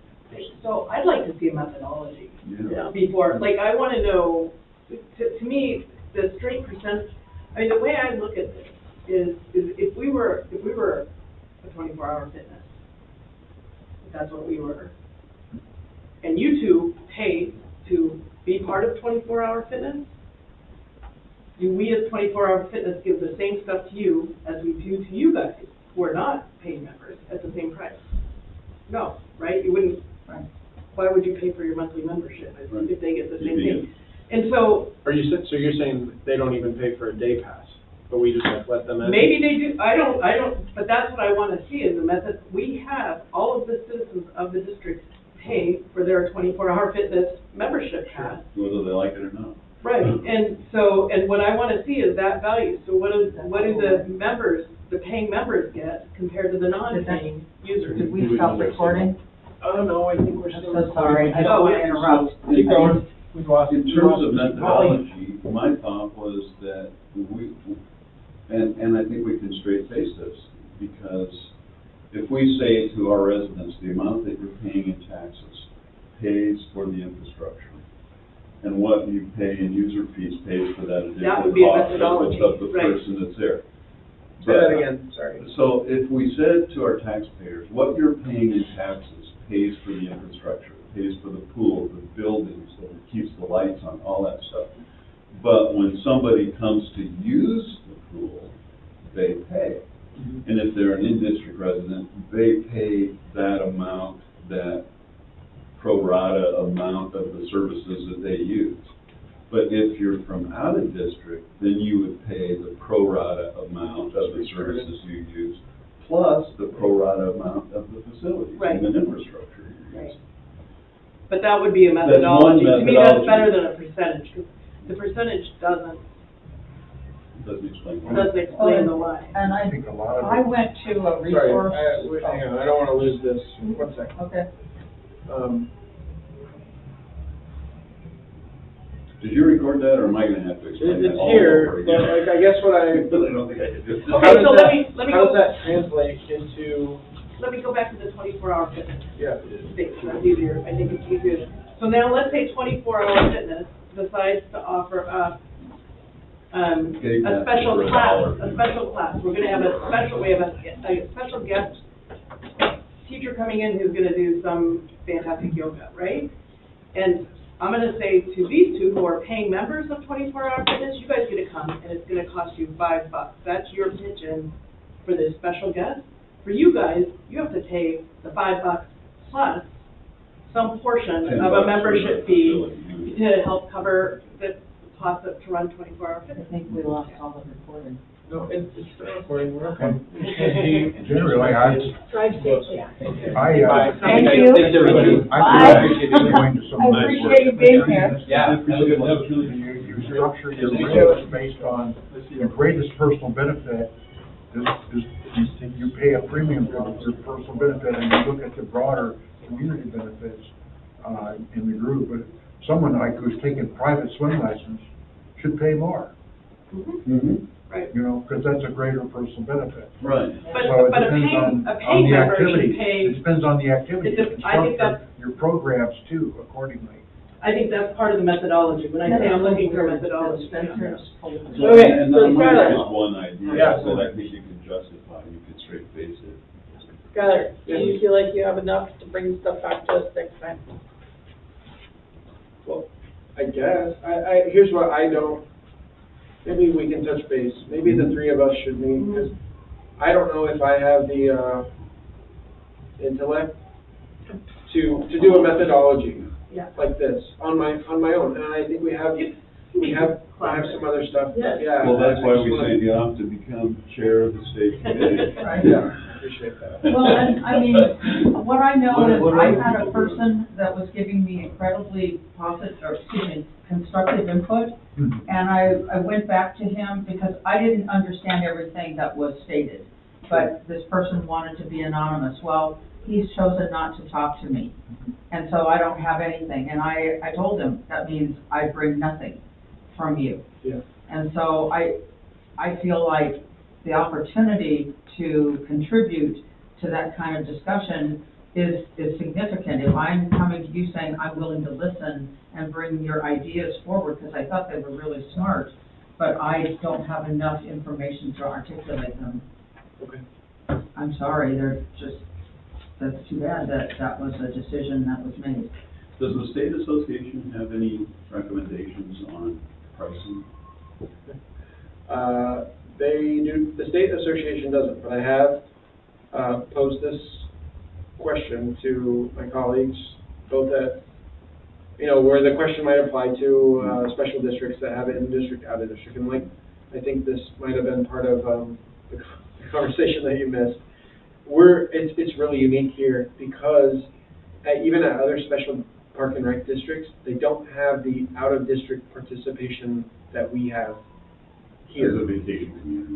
Well, Well, even and just they don't like- have Gearhart, like, they don't have a pocket of their Oh. service area that's like out of district. Like Hood River, they don't have that. Their service area is all of Hood River, and there's not, this neighborhood is, this, you know, in fact, I think we might be the only one, and maybe that's why the case is so kind of appealing to Oregon Solutions, where we have these two pockets, two communities in our service area, three if you count I would Forest and even- Proper. I would even count Astoria, because Astoria folks come here to use our pool.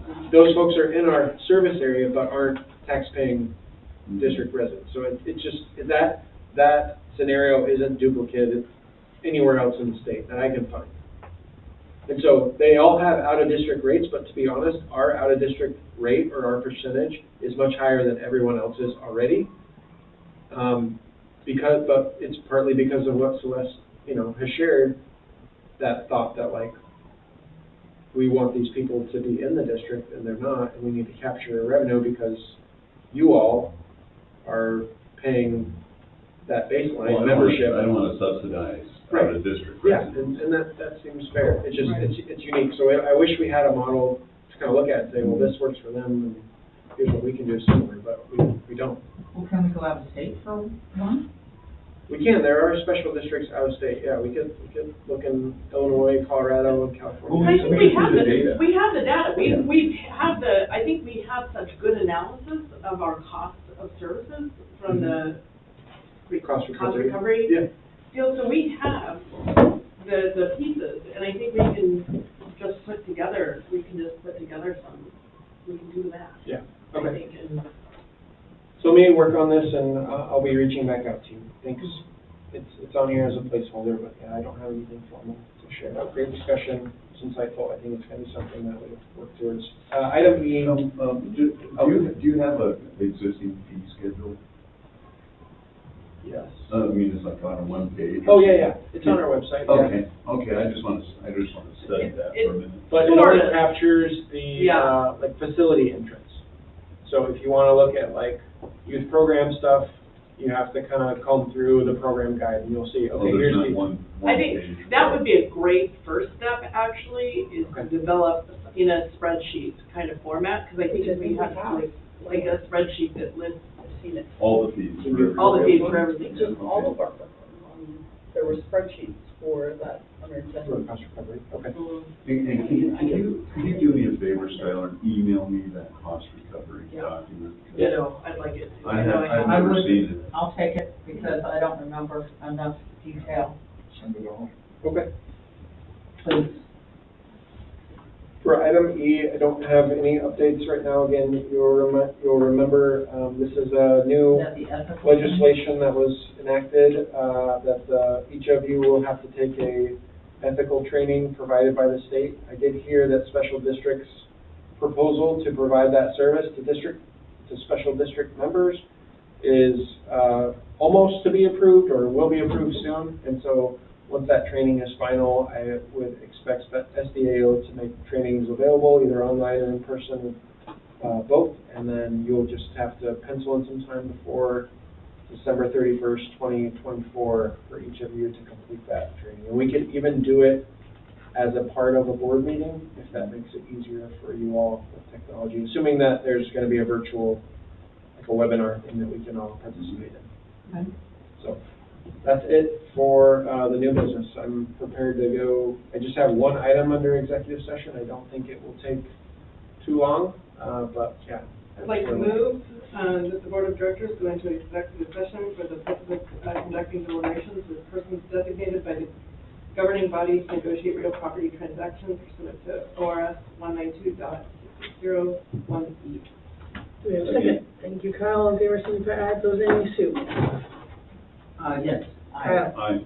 Plus, Mike? All Aye, we are now in executive session. Thank you, Isaiah, for your. Gotta be decisive now, Sue. Recording stopped. Well, it's my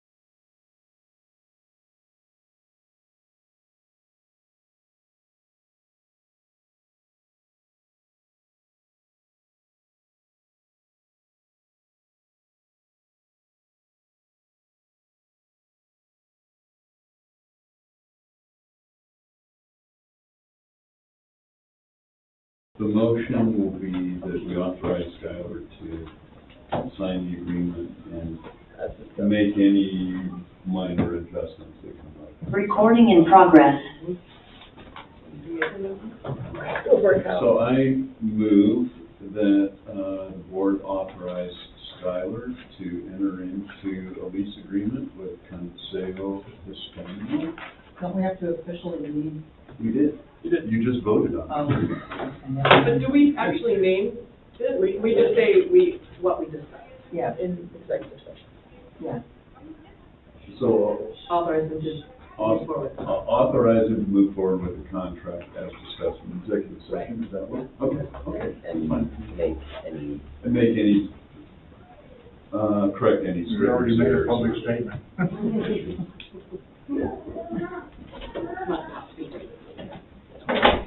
Somebody out there? we did. All right, I heard Kyle, and who was the second? We haven't had a second yet. I'm second. Second, Oh, I'll second it. Sue seconds. All in favor, signify aye. Opposed, nay. Sue. Aye. Kyle. Aye. Aye. Aye. Fantastic. Okay, executive director report, go fast.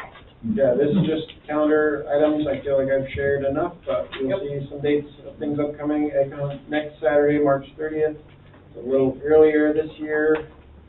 I know we have a couple of board members that are going to volunteer, so appreciate that. If you're interested in volunteering, you can be at Broadway Field around 8 a.m. Be at 8. But we have a board meeting in April, thanks. Budget committee meetings, a busy next couple of months. I included the spring staff training. You're always invited to come. We'll have some food and then a robust agenda for our staff training. That's on Thursday night. I don't have any other items for the board. Just appreciate your engagement again. Getting the conditional use permit through as a big deal. So I feel like we're experiencing some great wins as an organization right now, and I know that wouldn't be possible without the board. So appreciate all the time, the engagement, the communication, the efforts, the talents that you all have, and yeah, hope that you feel like you have such an important role in our success.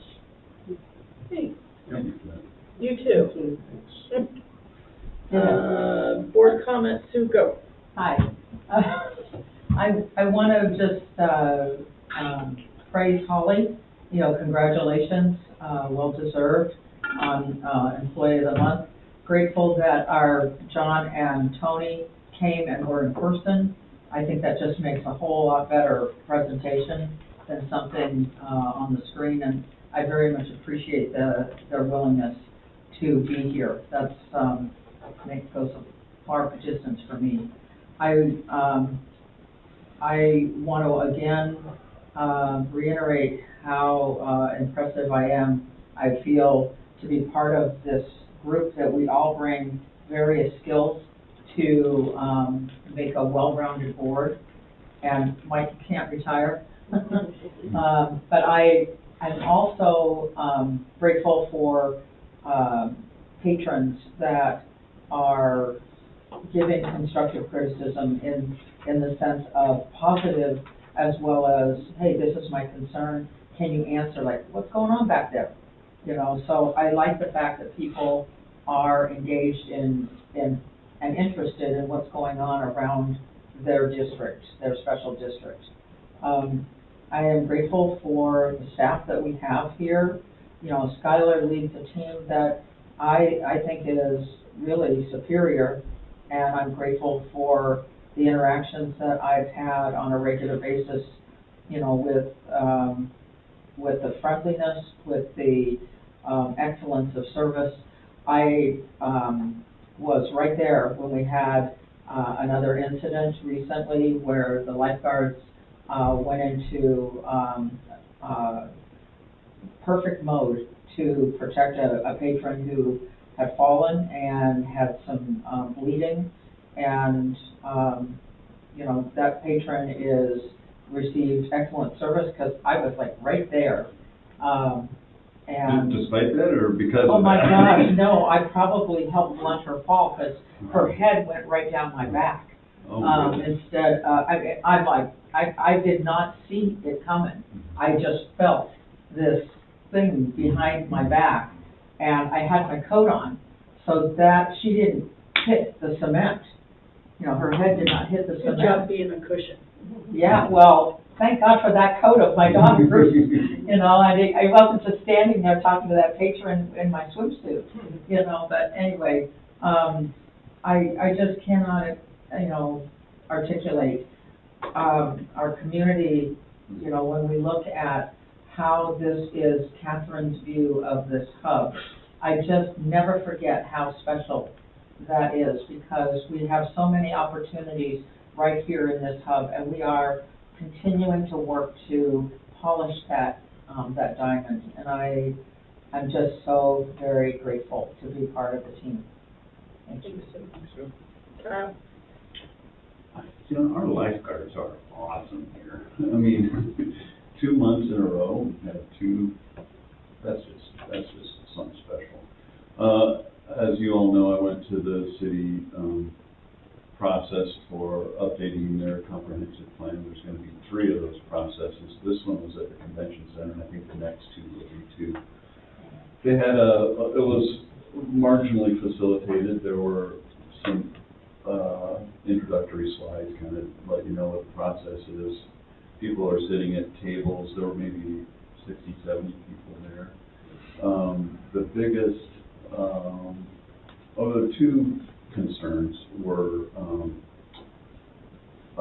traffic, but also the competition between residents and vacationers in terms of housing. There is some hand-wringing among the people about the number of vacation rentals that we have. On the other side of that coin are the businesses saying, you know, we need the places. So, you know, there's a need for facilitation, but, you know, those are the issues out there. Traffic is another issue, especially in the summer. So it's not going to be anything you guys haven't heard before, but I would encourage everybody to participate in the process, because this is the city's strategic plan. You know, this is how the city decides what they're going to do going forward, so it's pretty important. April 1st, I'm going to be gone for a week.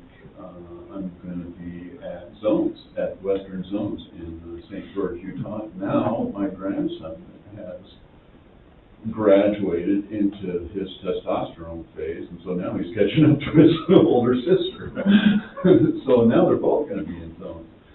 So that's going to be exciting. Last month, when I was in Orlando, it just so happened that the southern sectionals were taking place in Orlando, and as it happens, Katie Ledecky is on one of the teams in Florida, so I got to watch her swim 200-meter freestyle and just kick everybody's butt. It was like, she is one powerful young lady. It was pretty impressive. Holly, you are awesome if you're watching this. And, you know, I was really intrigued by John and Tony's presentation. It is something that I think we should engage them to do that free service assessment. It doesn't cost us anything. It's another government agency. And Portland State is the only organization that can tell us what our population is. You know, cities, the Census Bureau tracks the population of cities, so you can just plug in any city name in the country and you'll get the population, but special districts, they don't have that, so we need to get that, and I think it would be important for them to start processing. That's all I have. Thanks, Celeste. So I just wanted to take a moment of building off of what Sue said and just sort of reflect on sort of the vision where we were 4 years ago. I think that's about right, 4 years ago, when we were having the conversation of should we purchase the Broadway building, and there had been so much controversy around that, and there were so many things up in the air, and just thinking about where we are today and the fact that we've established that we've purchased, not only purchased the building, but we now have established our right for occupancy. We have a comprehensive strategic planning process underway. We've got healthy partnerships, including with the Seaside School District, where we've got productive conversations going on. And we just have a fantastic staff with Skylar at the head. And I just think about, like, if we would have had a strategic plan 4 years ago, I don't think it could be any better than where we are today. I think we have marched things along and are in just a fantastic way. So to our fellow board members and to the past ones that helped get us here too, Are who are you no longer doing here. cats on your? But just want to say thanks to the other board members that helped us get to where we are, and how fun is it that we get to do this for our community. I just think it's really fantastic. Yeah, well Yes, said. and dogs and cats.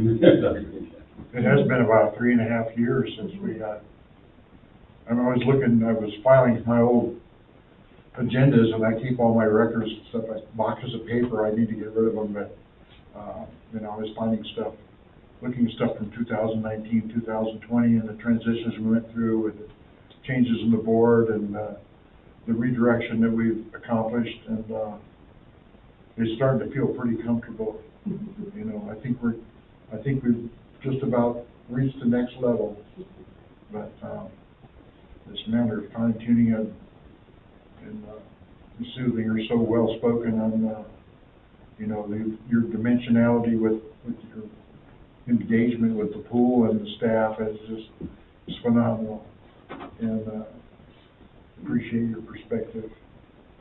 And I had a really interesting day. I met the Miss Clatsop County and Miss Clatsop, the two of the Clatsop County teens. Attended our luncheon today with Kiwanis downtown, and it was really great to hear from them. They practiced their public speaking, and it was really nice. It's nice to have young people come to your adult meetings. But we help fund their program every year, so it's been a good day. And I'm looking forward to the community garden changes, personally. But I also attended the City Parks Advisory Committee is having public hearings on the development of what they call the North 40 property north of the high school. And they're going to have another hearing on April 7th, public presentation of these design alternatives.